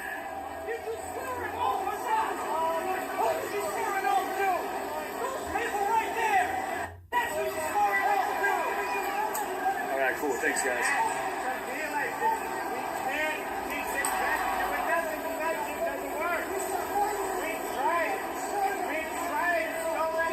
That's because I think this guy's got a backpack feed right now.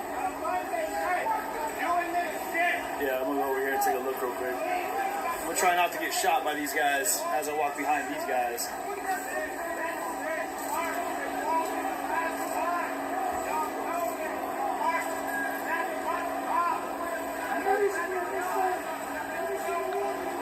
So the fires have already started tonight.